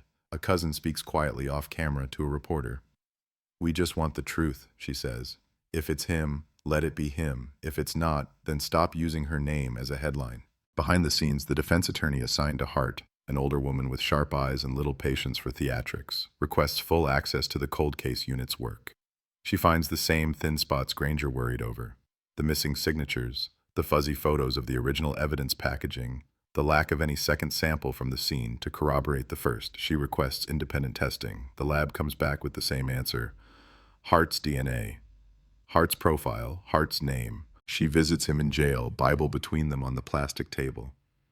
If there is anything you haven't told the police, she says, if there is any contact with Rachel beyond what you've already admitted, I need to know. I can't defend against what I don't understand. Hart looks at her with an exhaustion that seems to come from somewhere deeper than a concrete cell. I have spent my life telling people to confess, he says, to bring their darkness into the light. Believe me when I tell you, if I had something like that inside me, I would want it gone more than anyone. He pauses. But I did not kill her. Did you hurt her? She presses. Did you cross any line, any boundary, even if you told yourself it was in love? He closes his eyes. I love that girl like a daughter. If that became something else in her mind. His voice cracks. I never meant it to. Intent, perception, lines no microscope can see. The defense knows that juries respond to stories, not charts. The prosecution knows that too. The battle has shifted from alley to narrative. Granger spends a long night staring at the photos from the original file spread across his motel bed. The gravel, the siding, the back steps. The angle of Rachel's body in the Polaroids, carefully blurred in anything shown to the public but brutally clear here. He thinks about how easy it is, 30 years later, to retrofit motive onto a man whose DNA hit a tube. He also thinks about how easy it is to hide behind a collar. He picks up his notebook, writes a sentence he doesn't show anyone. DNA tells us who touched whom. It doesn't tell us who we need them to be. Outside, the town rearranges itself around this new version of reality. Some people change churches. Some stop going altogether. Others dig in deeper, convinced that faith is supposed to be tested by injustice, not shaped by it. On social media, people who have never set foot in Willow Creek argue loudly about prayer, science, pastors, and predators. For them, the case is content. For the people who drive past New Hope every day, it's a wound. The week before Hart's arraignment, a letter arrives at the cold case unit, no return address, postmarked from another small Texas town. Inside a single sheet of lined paper, the handwriting is shaky, letters crowded. I went to New Hope back then, it reads. I was in counseling with Pastor Hart, too. I never said anything because no one would have believed me. I don't know if he killed that girl. I just know I stopped going to church because of him. Do what you will with that. Granger holds the letter carefully as if the ink might smear. It's not hard evidence. It may never see a courtroom. but it adds another weight to the scale in his mind. It suggests that whatever Hart did or didn't do that morning, the story of him as entirely innocent shepherd shielding his flock was never complete. In Willow Creek, the bell in the steeple rings on schedule. Babies are still born, bills still come due, kids still sneak cigarettes behind the bleachers. Life refuses to freeze around the case, no matter how loud the headlines shout. But underneath the noise of daily routines, something fundamental has shifted. Trust, once a default setting, is now something people have to think about. And that, in a way, is the real cold case that's been reopened. Not just what happened behind the church in 1993, but how many people looked away because the suspect in their minds didn't fit the role they'd already assigned to their pastor, their church, their town. The courthouse in Willow Creek had seen its share of drama. Divorces, land disputes, the occasional bar fight turned felony. But nothing like this. On arraignment day, the bench creaked under the weight of a town trying to sit on both sides of a question at once. The courtroom filled early. People who never cared about legal procedure suddenly knew the word arraignment and said it to each other like it explained anything. Detective Lyle Granger stood in the back, shoulder to the wall, watching faces more than proceedings. He saw parishioners in their Sunday best on a Tuesday, as if dressing up might tilt the scales. He saw teenagers in hoodies with earbuds pulled out, eyes wide. He saw the local press, pens ready, cameras resting like sleeping animals waiting to wake on cue. When they brought Daniel Hart in, the air shifted. He walked in wearing a county-issued jumpsuit under a borrowed blazer someone must have thought would look less harsh on TV. His hands were free, but everything about him felt bound. He glanced once toward the gallery. Some people nodded tiny encouragements. Others avoided his gaze as if eye contact might answer the question too fast. The judge ran through the script. Name, charge, rights. Hart's voice, when he answered, sounded smaller than it ever had behind a pulpit, but still carried that familiar cadence. When asked for his plea, he said very clearly, not guilty. No theatrics, no added commentary, just those two words landing like a stone in water, leaving ripples no one could see yet. Outside, the microphones were less restrained. Do you maintain your innocence, Pastor Hart? What do you say to the Moore family? Does faith still matter when science says you're lying? He said nothing. His attorney did what attorneys do. Pulled him through the crowd, shielded his face as if the cameras could steal more than just an image. Granger stepped around the frenzy, sidestepping cables and questions. He knew he was part of the story now, whether he wanted to be or not. In some circles, he would be the detective who finally brought justice to a murdered girl. In others, he would be the man who put handcuffs on a pastor. Both versions were incomplete. Both would stick. At New Hope Baptist, the board taped a typed statement to the front doors. It was full of words like saddened, shocked, committed to cooperation, and praying for all involved. Behind that glass, the sanctuary sat dim, the pulpit empty, the hymnal racks still full. On weeknights, the church parking lot turned into a debate floor. Small clusters gathered under the streetlights, voices low but intense. I don't care what the lab says, one woman said, arms crossed tight. I've known that man my whole life. He baptized my children. He was there when my husband died. You don't just turn into a killer because a machine beeped. Across from her, a man in a faded work shirt shook his head. Machines don't pick favorites, Carol. If it was anybody else's DNA, you'd be calling for the rope. So you want to hang him? She snapped. I want the truth, he said, even if I don't like who it points to. Over and over, the town used that word, truth, as if it was a single, solid thing. Granger knew better. In his line of work, truth was a puzzle made from pieces people kept losing under couches and in attics. In the cold case unit office back in Austin, Rachel's file had grown thicker. Not with new physical evidence. That was frozen 2 decades ago, but with narratives. The letter from the former church member sat in a plastic sleeve, logged as potential pattern corroboration. Notes from new interviews layered on top of old ones. Granger read and reread them, tracing the shape of a man who had lived for decades in the gap between public image and private behavior. Still, the case had a single sharp point, the DNA. Everything else, memories, impressions, vague discomfort, was smoke around that flame. The defense knew it too. Hart's attorney filed motions attacking chain of custody, demanding every freezer log, every lab protocol from 1993 to now. The more they pulled at the paperwork, the more little imperfections fell out. A missed signature here, a handwritten correction there. Evidence moved from one shelf to another without a clear notation. Nothing big enough on its own to scream tampering. Enough together to murmur reasonable doubt in a courtroom that hadn't even picked its jury yet. Granger found himself angry at the sloppiness, not because it threatened his case, but because it gave people who didn't want to look at Hart as a suspect a place to hide. Flawed process made an easy villain. It let everyone say, maybe it's just the system, instead of asking harder questions about character and power. He drove out to see the retired ranger who had worked the case in '93. Jonas Kelso lived on a piece of land that looked like it belonged in a country song. rusted truck in the yard, 2 dogs that barked until they recognized his badge, porch swing creaking in the heat. Kelso came to the door in worn jeans and a t-shirt that said Texas Rangers in faded letters. "Thought I'd seen the last of that girl's name," Kelso said after coffee was poured and pleasantries exhausted. "Guess the past didn't agree." Granger slid the file across the table. "Did you ever look hard at Hart?" he asked. "Back then?" Kelso's mouth tightened. "We looked at everybody, including the man behind the microphone, but back then, what did we have? No prints, no cameras, no kid willing to say the pastor made them feel wrong. You roll into a church town and start accusing the preacher with nothing but a gut feeling and a couple of sideways glances. You don't get cooperation, you get doors closed." "Did your gut ever say his name?" Granger pressed. Kelso stared out the window for a long moment. "My gut said there was something about that place that didn't line up with the way they talked about it. Too clean, too sure, but guts don't go in reports. I went with what I could prove, and what I could prove back then was nothing."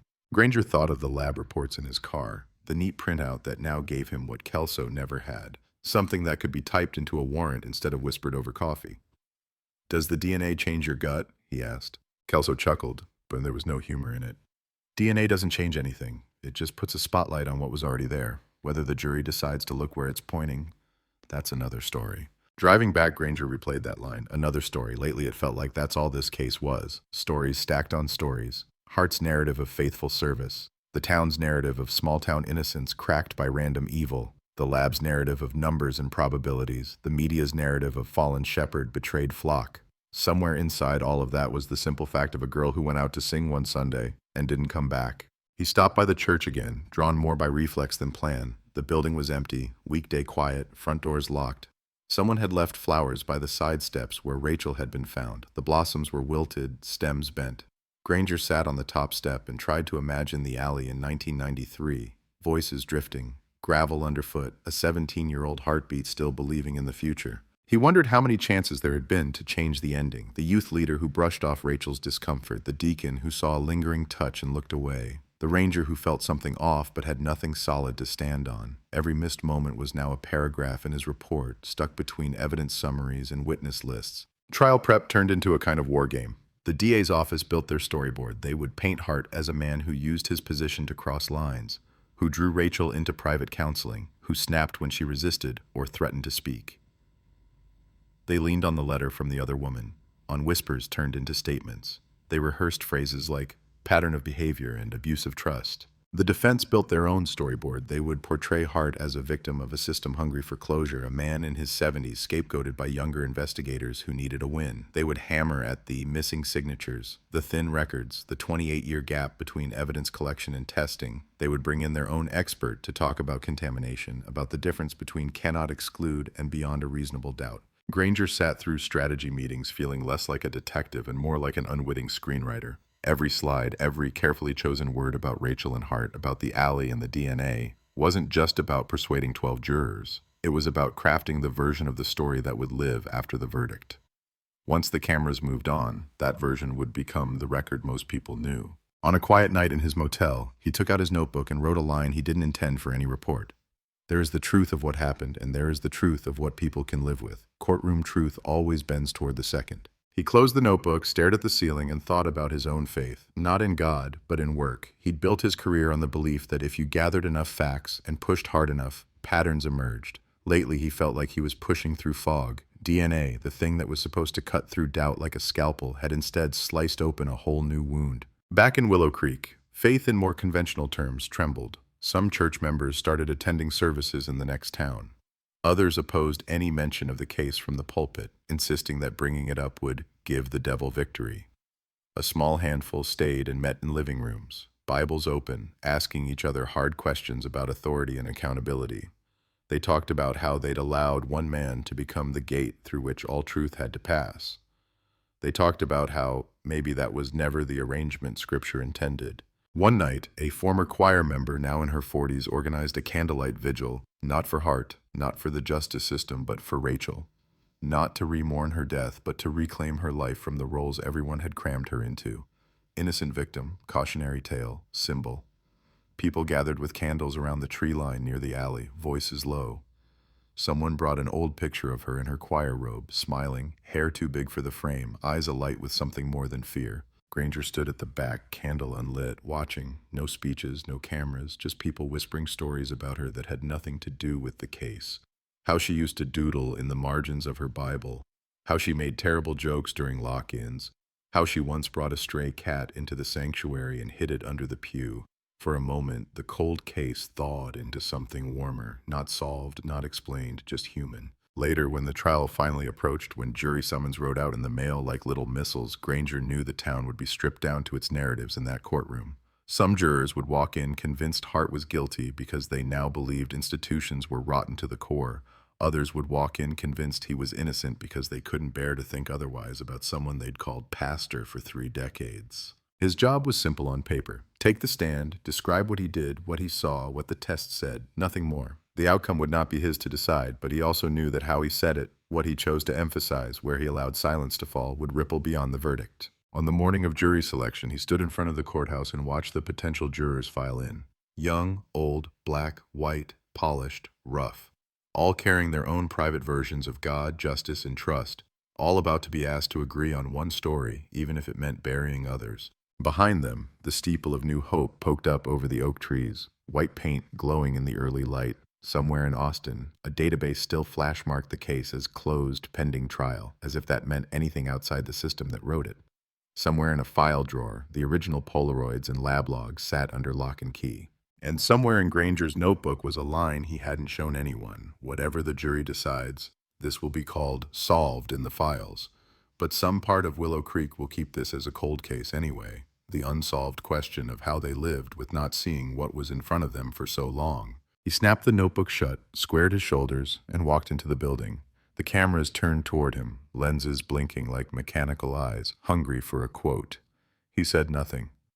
For now, the only voice he trusted in this whole mess was the one that would never make it onto the evening news. The one asking relentlessly, not just who did it, but who gets to tell you what it means. Jury selection in a small town is never just about questionnaires and raised hands. It's about watching people quietly announce which version of reality they're willing to live with. In Willow Creek, that process takes 3 days. 3 days of potential jurors shuffling into the courtroom in work boots and church shoes, clutching summonses like misdelivered mail, sitting in rows under buzzing fluorescent lights while lawyers ask questions meant to dig past politeness and into belief. Do you attend New Hope Baptist Church? The prosecutor asks more than once. Did you in the 1990s? The defense adds just as often. Some people answer yes and try not to look toward the defense table where Daniel Hart sits in a blue shirt and county khakis, hair neatly combed, expression carefully arranged between calm and concern. Some answer no, but glance up at the steeple visible through the courthouse window, as if the building itself is listening. One man, a mechanic with grease still ground into his fingernails, says flatly, "I grew up there. He baptized me." The prosecutor asks if that would make it hard to judge impartially. The man hesitates, then nods. "I guess," he admits. "Feels like deciding if my own father did something." He's thanked and dismissed. Another woman says the opposite, that she left New Hope years ago because things felt wrong, though she never had proof. The defense flags her for cause. She goes too. By the end of the 3rd day, 12 jurors and 2 alternates remain. None currently go to New Hope. A few have cousins who did. One has a niece who sang in the choir after the incident. They all say they can be fair. They all say they can separate media from evidence, faith from fact. They all say, in one form or another, that they believe in truth. No one asks them which one. Opening statements are scheduled for a Monday. The courthouse parking lot fills early. Reporters set up their tripods under thin morning shade, dust on their shoes, makeup thick against the heat. The lower third on the satellite trucks is ready before anyone steps to the microphone. Texas 1993 cold case trial begins.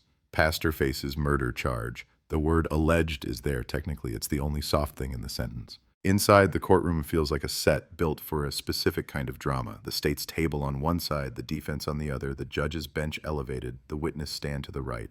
There's a quiet hum as people settle. Pages shuffle, pens click, someone coughs. The air conditioner works hard and fails anyway. The prosecutor goes first. She's in her 40s, sharp-suited, eyes steady. She doesn't raise her voice. She doesn't need to. "Ladies and gentlemen," she begins, stepping away from the podium.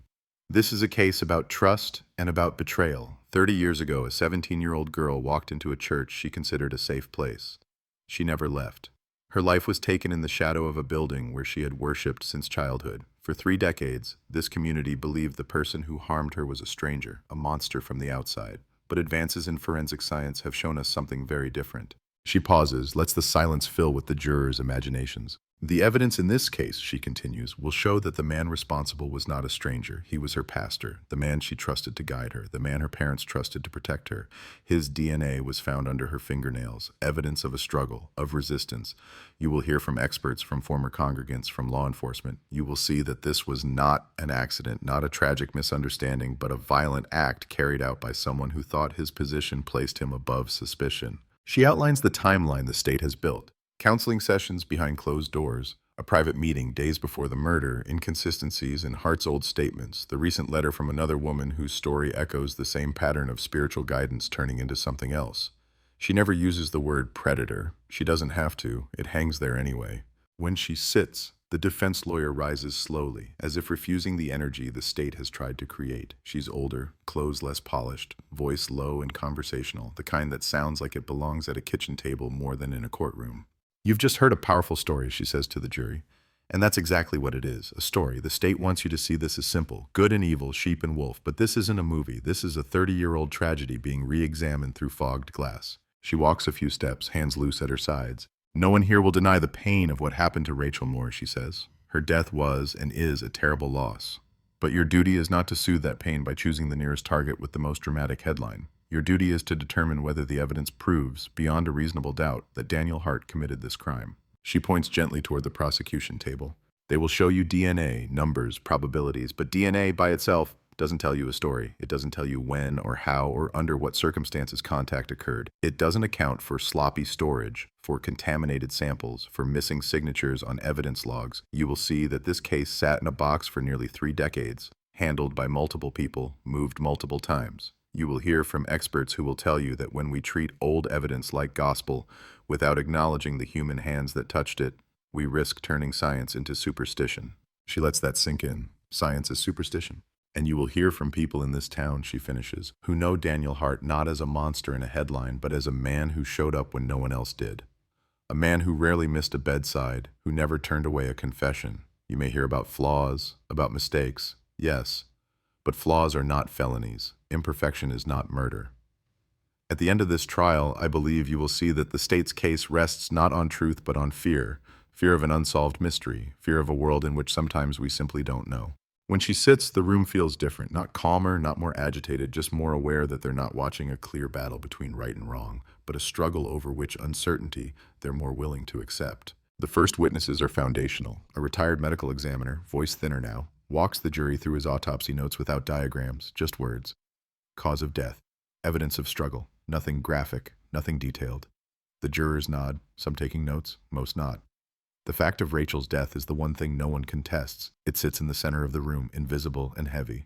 Then comes the archivist from the cold case unit, the analyst who opened the box and fed the old sample into the new machine. She explains swabs and profiles and chain of custody forms in terms that flirt with boredom but carry a sharp undercurrent. When she says Hart's name in connection with the DNA match, the atmosphere tightens. Some jurors glance his way. He doesn't move. Under cross-examination, the defense picks at the paperwork. "You testified that the sample was stored in a secure facility," the lawyer says. "Is that correct?" "Yes." "Can you personally vouch for how many times that freezer lost power between 1993 and 2021? A hesitation. "I can only testify to the logs kept." "And those logs, as we've seen, have gaps, don't they?" the lawyer presses. "Yes," the analyst concedes. "There are some missing entries."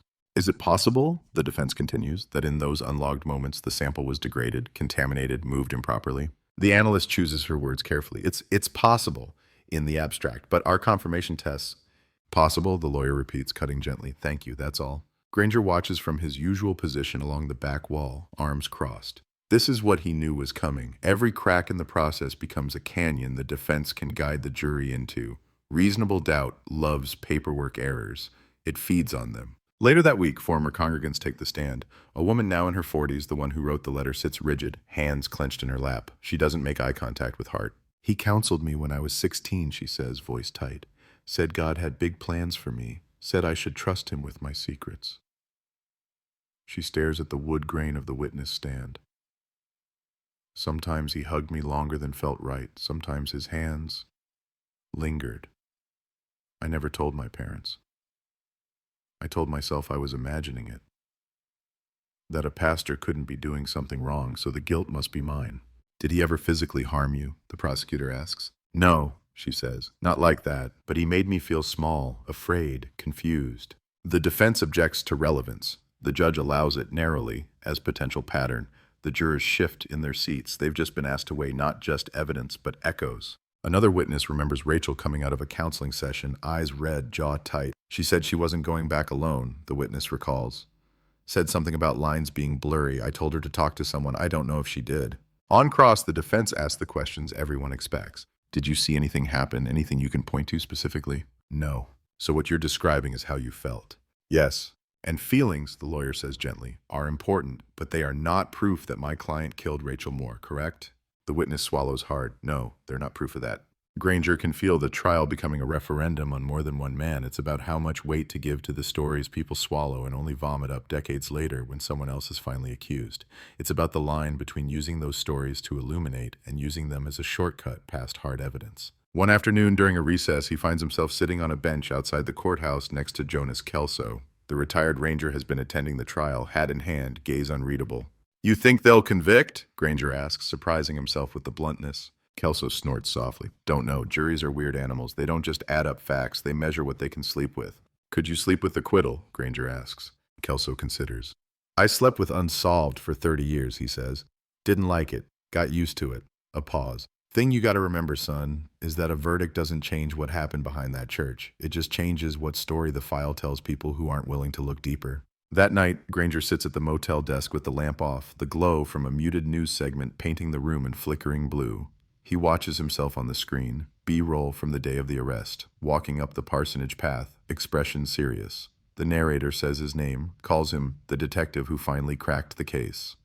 The segment never mentions his internal doubts, his scrawled notebook lines about process and narrative. In the story the network is telling, he's a clean character in a clean arc. He picks up his pen, flips open the notebook. We are all witnesses, he writes, some to events, some to procedures, some to their own fears. Trials ask 12 people to decide whose witnessing counts. Files ask history to decide which versions are even accessible. He underlines accessible twice. Back in Willow Creek, outside the orbit of the courthouse, life adjusts in its own flawed, stubborn way. New Hope hires an interim pastor from another town, a kind-eyed man with a quiet voice and no illusions about being loved. Some families who left slip back into the pews at the edges, wary. Others never return. They've found new sanctuaries or none at all. Rachel's face starts appearing in places it never did before. Not just in old yearbooks or faded church directories, but on podcasts, in online true crime forums, in think pieces about the problem of charismatic leaders. People who never knew her debate her case late at night in comment sections, their opinions shaped entirely by whatever summary they happened to read first. Her cousin, the one who spoke to the media early on, watches one of those segments and turns off the TV halfway through. They don't know her, she says to no one in particular. They just know the headline. In the jail, Hart receives letters, stacks of them. Some are from strangers thanking him for years of ministry, insisting they believe in him no matter what. Some are from people he remembers vaguely, confessing that they always felt uneasy but said nothing. One, unsigned, says simply, if you hurt her, I hope you tell the truth before you meet God. If you didn't, I'm sorry we turned you into our villain to avoid admitting this town failed her in other ways. He reads that one twice, then folds it carefully and places it in the back of his Bible behind the maps where few people ever look. In the courthouse, as the state prepares to call Detective Granger to the stand, the courtroom settles into that held-breath silence again. Here comes the man the jurors have seen at the back of the room, the one whose name has been attached to this reopened file since the first press release. To some, he's the voice of reason. To others, he's the instrument of an overreaching system. To himself, he's a man carrying a notebook full of questions into a building that only has space for answers that fit on a verdict form. When the clerk says, do you swear to tell the truth, the whole truth, and nothing but the truth, he feels the weight of each clause, the truth of what he did, the whole truth he's not allowed to speculate on, the nothing but the truth that has to be filtered through rules of evidence and relevance. He says, I do, because that's what the script requires. Somewhere in the back of his mind, though, another voice whispers the question that has been pacing there since the DNA pinged in Austin. When all this is over, when the file is stamped with whatever final status the court grants it, will anyone still be willing to admit that some parts of the story remain cold? Not because we lack science, but because we lack the courage to let mystery coexist with justice? He sits, adjusts the microphone, and begins to answer questions under oath, knowing that every word will be replayed, transcribed, and maybe someday compressed into a single line under a clip. Detective testifies in pastor's murder trial, knowing that somewhere far from this room, the real story, messier, heavier, unresolved, is still unfolding in the shadow of a white church that once thought it was immune to this kind of headline.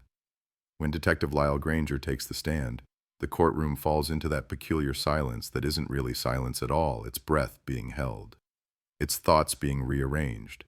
It's 12 people in a jury box realizing that, for the next hour, every word they let in or shut out will affect how they sleep for years. He spells his name for the record. The court reporter's fingers dance over the keys. The prosecutor approaches with a stack of papers she doesn't really need to hold. The script is already written in her head. Detective Granger, she begins, can you tell the jury your current position?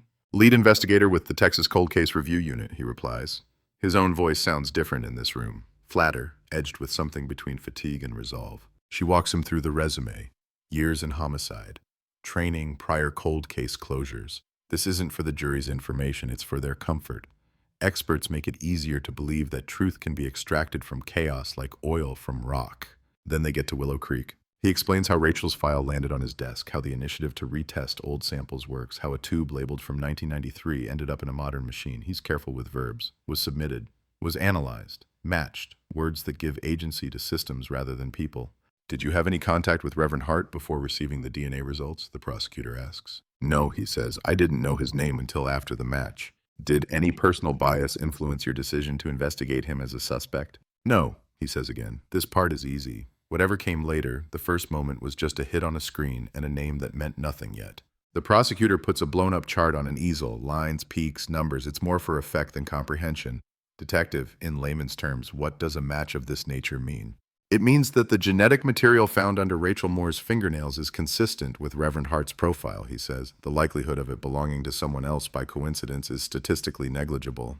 Could that profile have come from simple casual contact, she asks? A handshake, a hug? In theory, DNA can transfer in many ways, he says. But context matters. The pattern here is consistent with direct, forceful contact. It's the strongest phrase he lets himself use. Consistent with. Not proves, not guarantees. The jurors write it down anyway, some underlining it. The prosecutor moves to motive and opportunity, counseling sessions, proximity, the contested Thursday meeting. Based on your investigation, she asks, did Reverend Hart have the opportunity to harm Rachel Moore? Yes. The word drops like a weight. Did you find evidence of a pattern in his interactions with young women in the church? Yes, he says, and briefly outlines the stories he's heard. The lingering touches, the closed-door meetings, the letter from the woman who stopped going to church because of him. None of it is murder. All of it paints a picture the state wants the jury to hang on the wall and stare at. When the prosecutor sits, Granger takes a breath that doesn't quite reach his lungs. Now comes the part he's been rehearsing alone in a motel room, being truthful without becoming someone else's weapon. The defense attorney stands, glances at the jury. Her expression says, this is where you listen differently. Detective Granger, she begins, polite. You testified that you lead the Cold Case Review Unit. That means you see a lot of old files, correct? Yes. And you'd agree that files from the early 1990s look very different from files assembled today? Yes. Less precise, less standardized? In many cases, yes. She nods. Let's talk about this particular file, the evidence logs from 1993 to 2021. Did you notice any imperfections? He expected that word. He nods. There are gaps in the logs. Some movements of the evidence aren't documented as cleanly as current protocol would require. So there are periods, she says, taking a slow step closer, where you cannot say for certain who had access to that sample. I can't account for every minute of its existence, no, he says. Is it possible, she continues, that contamination occurred? Possible, he says, but we have no direct indication that happened. She pounces on the first half. Possible, she repeats, turning to the jury. Detective, can you guarantee that the DNA result you received in 2021 perfectly reflects the state of that sample in 1993? No, he says, no one can guarantee that. Murmurs from the gallery. The judge raises a hand. Order. The defense isn't finished. You also testified about stories, feelings, former congregants' discomfort years later. Did you find any physical evidence, any at all, of prior assaults by my client? No, he says. Did you find any eyewitness who saw him behind the church with Rachel that Sunday? No. So, to be clear, she says, voice still gentle, the state's case against Reverend Hart rests primarily on a 30-year-old sample with an imperfect chain of custody and interpretations of behavior made long after the fact, correct? The DNA is central, he replies. Yes. She tilts her head. Detective, do you believe that is enough to say, with moral certainty, that Daniel Hart killed Rachel Moore? The prosecutor objects. Calls for opinion on the ultimate issue, Your Honor. The judge considers, then sustains. Rephrase, counsel. The defense shifts. Do you personally have any doubt? She asks. Silence stretches. The judge doesn't stop this one. It's not technically forbidden. It's just loaded. Granger feels every eye on him. He thinks of his notebook, of the lines he wrote about courtroom truth and what people can live with. He thinks of Rachel, of Hart, of a town trying to thread a needle through their memories. I have questions, he says finally. I always do, but my role is not to decide guilt. It's to present what I found. It's an answer that satisfies no one completely, including himself. When he steps down, the air feels heavier. Jurors avoid looking at him as he passes, as if eye contact might reveal how they're leaning. In the gallery, people lean toward each other in tense whispers. Outside, the media will frame his testimony as either damning or uncertain, depending on which angle sells more airtime. That night, fragments of his answers play back on the news in tight, clean clips. The DNA is central. There are gaps. I have questions. Context stripped, nuance flattened. The segment title reads, Detective admits questions in pastor trial. The host raises an eyebrow, lets the implication hang. In Willow Creek, living rooms split along familiar lines. Some point to the word questions and say, see, they're not sure. Others point to the word central and say, see, it's him. Truth, once again, is less about what was said and more about what people were waiting to hear. In the jury room, after court adjourns for the day, the 12 file past each other in awkward silence. Officially, they're not supposed to talk about the case until deliberations. Unofficially, their thoughts are loud enough to press against their faces. One woman goes home and stares at Hart's photo in an old church directory, then at her own children, now roughly the age Rachel was. Another juror, a man in his early 20s, Googles DNA contamination old cases, even though he signed a paper saying he wouldn't. The internet gives him 100 little excuses to doubt everything and nothing at once. Granger sits alone in his motel room, the TV dark this time. The yellow legal pad on the table is full of half-finished sentences. He flips back to the line he wrote before the trial began. Courtroom truth always bends toward what people can live with. Today, he saw that bending start in real time. You could feel the fault lines in the room, between science and fear, between story and proof, between the desire to finally have an answer and the terror of what that answer might demand. The next day, the defense calls its own forensic expert. A man with careful hair and a professorial manner. He talks about degradation, allelic dropout, stochastic effects. The jury's eyes glaze, but they perk back up when he says, in my professional opinion, while the match to Reverend Hart is strong, the age of the sample and the gaps in its documented storage mean that I cannot, with absolute confidence, rule out the possibility of contamination or secondary transfer. Absolute confidence, it's a phrase built to nestle into doubt. The prosecutor on cross pins him down. Doctor, is there any direct evidence that this sample was contaminated? No, he admits. Is there any evidence that someone else's DNA was present in that sample besides Reverend Hart's? No. So your doubts are theoretical. My caution, he corrects, is professional. In the pews at New Hope that following Sunday, the interim pastor preaches on Thomas, the disciple who doubted, who demanded to see and touch before he believed. It's not subtle. He talks about the holiness of questioning, about the difference between honest doubt and stubborn denial. Half the room hears comfort, the other half hears a rebuke. After the service, a small group lingers in the side yard near the spot everyone pretends not to glance at. Rachel's cousin is there, so is the former youth member who found her. So is a deacon who voted to suspend Hart but still keeps his photo on his mantle. I keep thinking about her hands, the cousin says quietly. About the fact that whatever happened, whoever it was, she fought. That DNA didn't get there by accident. I can't just file that under maybe. The deacon rubs his temples. I hear you, he says, but you're asking us to accept that the man who taught us about love and mercy is the same man who... He doesn't finish. The words catch. No, she says. I'm asking you to accept that we were capable of being fooled. Those aren't the same thing, but they feel like it.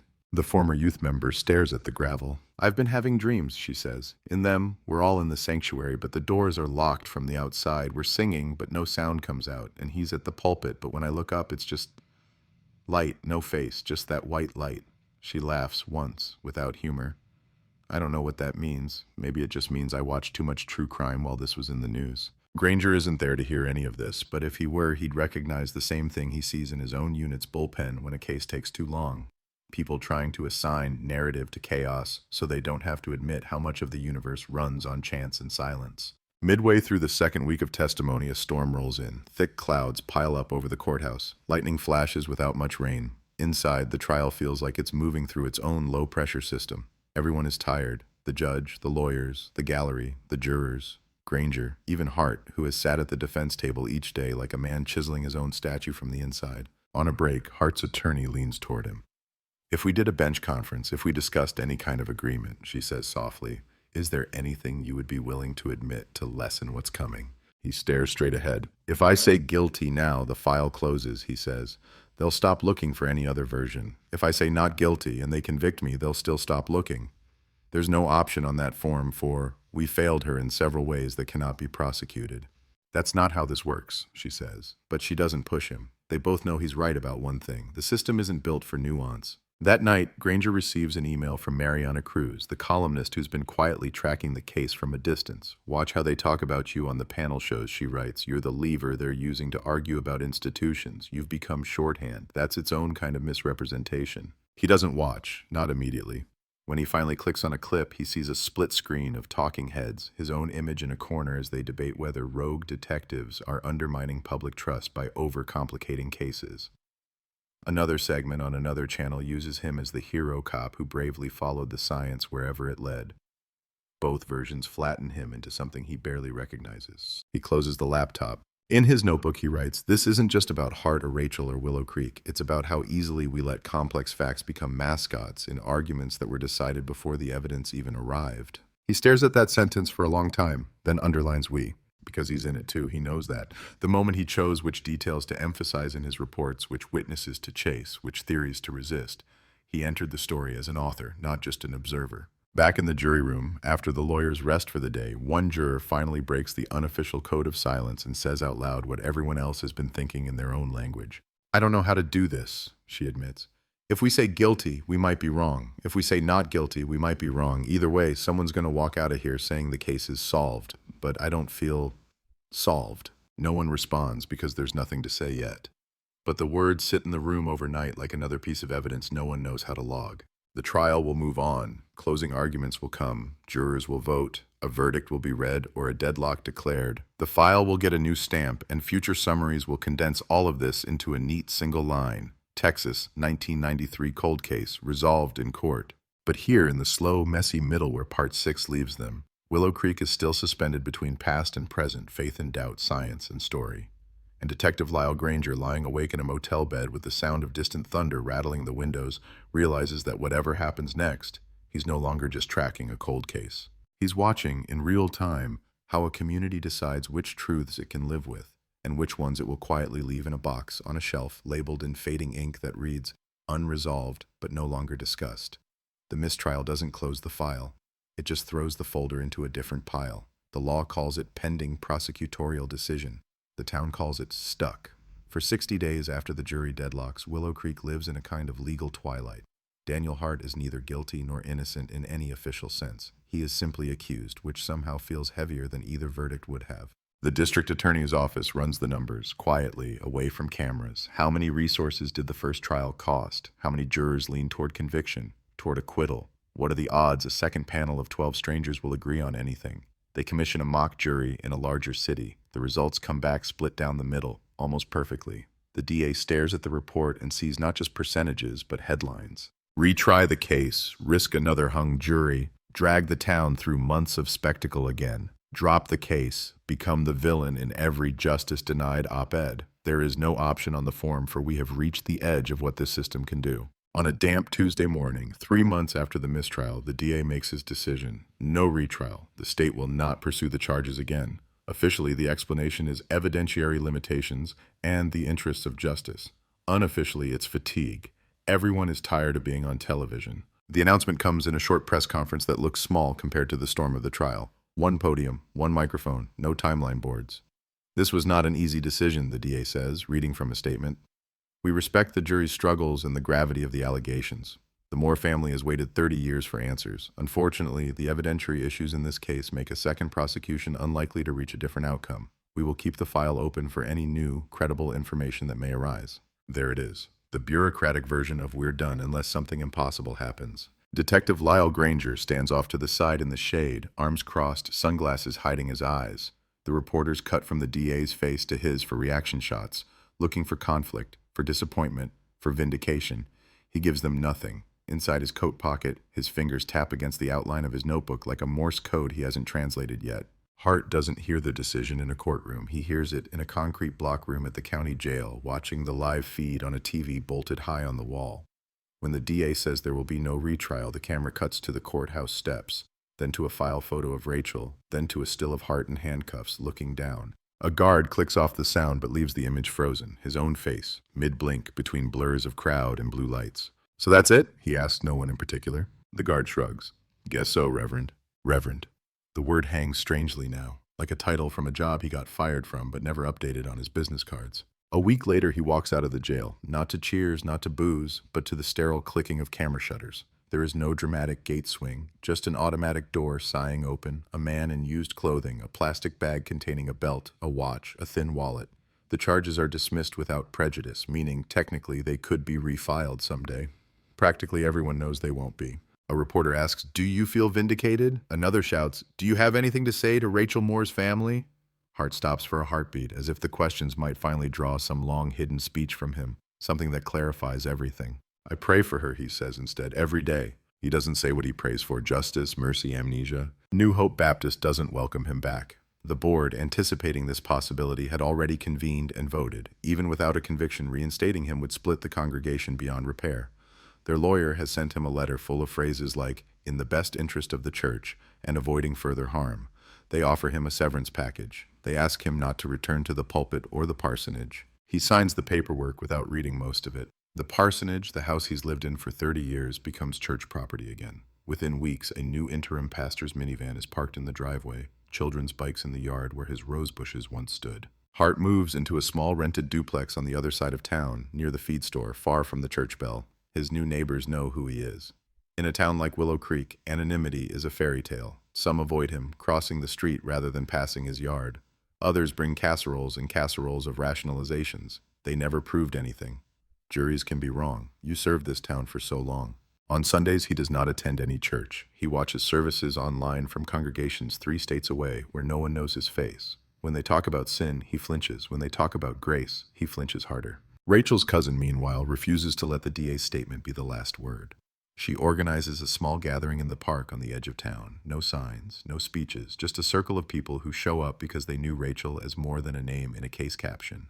They share memories, light candles, release a paper lantern that drifts upward until it becomes another star or burns out, impossible to tell from the ground. "Does this change anything?" someone asks her, meaning the DA's decision. "No," she says. "Yes, I don't know." She looks at the lantern shrinking in the sky. "They had their trial. We have to live here. Those aren't the same thing." In Austin, the Cold Case Review Unit files its own report. On one page, in dry language, they summarize the timeline. Sample tested, hit confirmed, suspect charged, mistrial declared, prosecution declined. At the bottom, in a small notation, they assign a status code. Not cleared, not active. A new internal tag. Unresolved, suspect identified. It's like writing "answer probably, but do not quote us" in a math book. Granger sits with that phrase longer than he should. Unresolved, suspect identified. It sounds like something that should apply to more than a case file. To institutions, to people, to whole towns. Months pass. Life, stubborn as ever, fills the vacuum. Kids graduate, people marry. New scandals crawl out of other corners. The evening news finds fresher tragedies. Willow Creek's 15 minutes on the national stage shrink into a paragraph in a Wikipedia entry, a segment in a streaming true crime series that needs content.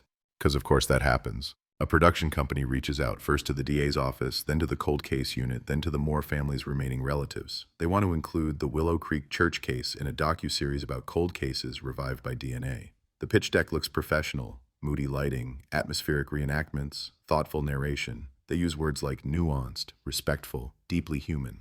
Granger says no at first. He doesn't want to be another talking head. But the producer persists, arguing that if he doesn't speak, someone less careful will. "The story will be told either way," she says over the phone. "You can either help shape it or watch it be shaped without you." He's heard a version of that argument before, from prosecutors, from victims' families, from defense attorneys. He capitulates with conditions. He won't speculate about Hart's guilt. He won't reenact anything. He will talk about the process, the evidence, the limits. The crew arrives with cameras, lights, a makeup artist who dusts powder across his forehead before he can protest. They sit him in a chair against a neutral backdrop and ask questions he's answered 100 times, only now there's a boom mic swallowing his every breath. "What did you feel when you saw the DNA match?" they ask. What is it like to arrest a pastor, they ask. Do you think justice was served, they ask. He gives careful answers. He talks about responsibility, about caution, about the difference between closing a file and finding closure. He avoids simple sentences. Somewhere in the back of his mind, he knows that the edit bay has no patience for complexity, but he tries anyway. Rachel's cousin sits for them too. She tells stories about sleepovers and jokes, about Rachel's laugh, about the way she used to write her name in the margins of everything. She talks about the trial, about watching strangers argue over her cousin's life like it was a case study. She cries once, wipes her eyes, keeps going. Later, when the producer asks her if she believes Hart is guilty, she says, "I believe he knows more than he ever said out loud," which is an answer and not an answer at the same time. The production company reaches out to Hart through his attorney. He declines. No cameras, no interviews, no on-screen denials or confessions. He has no interest in becoming content. When the episode finally drops 6 months later, it's slick, compelling, beautifully scored. Drone shots of the Texas countryside, close-ups of church windows catching the sun, reenactments with actors whose faces are just generic enough to be haunting. The narrator's voice is low, serious, addictive. For 30 years, the voice says over slow zooms and archive photos, the town of Willow Creek lived with a mystery. Granger watches alone in his living room, remote in hand. He sees himself framed in soft light, his sentences trimmed and arranged so that they sound more decisive, less hesitant. His line about the DNA being central but not definitive has been edited down to the DNA was central. The nuance ends up on the cutting room floor. It always does. Rachel's cousin appears on screen, eyes wet, voice breaking at all the right moments. They use her line about Hart, knowing more than he ever said out loud, as a kind of thesis. It plays over a reenactment of an actor in a pastor's collar standing alone in an empty sanctuary, light pouring through stained glass. It's beautiful. It's not wrong. It's also not the whole thing.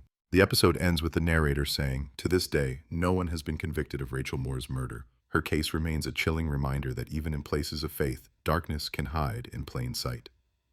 The camera pulls back from the church, up into the sky.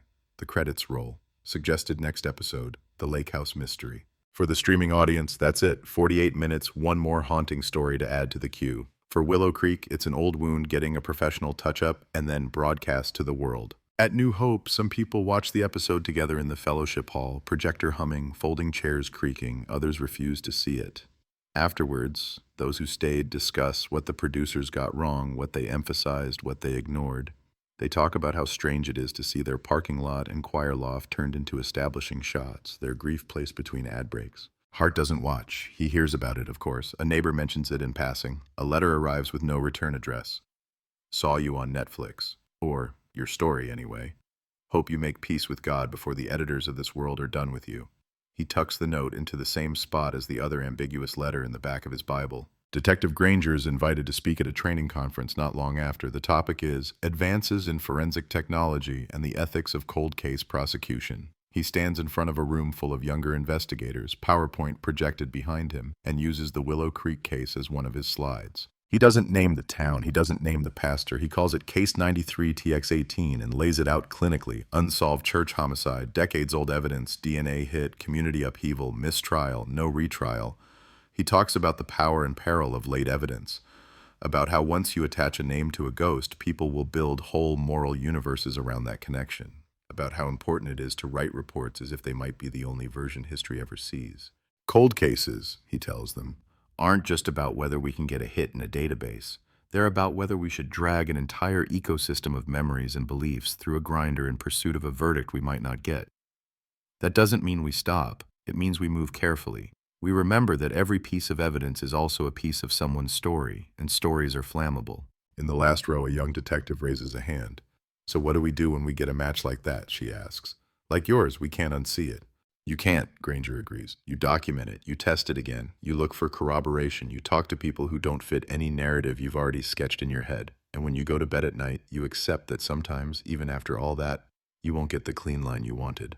He doesn't say Rachel's name. He doesn't have to. In his mind, her story is stitched into every bullet point on the screen. Years from now, when someone types Texas 1993 cold case pastor into a search bar, the first thing they'll see is still that line. Texas 1993 cold case solved. Longtime pastor named unexpected suspect. Underneath thumbnails of the docuseries, think pieces, archived news segments. A solvable story, packaged for consumption. But in a metal cabinet in Austin, the box with her name on it still exists.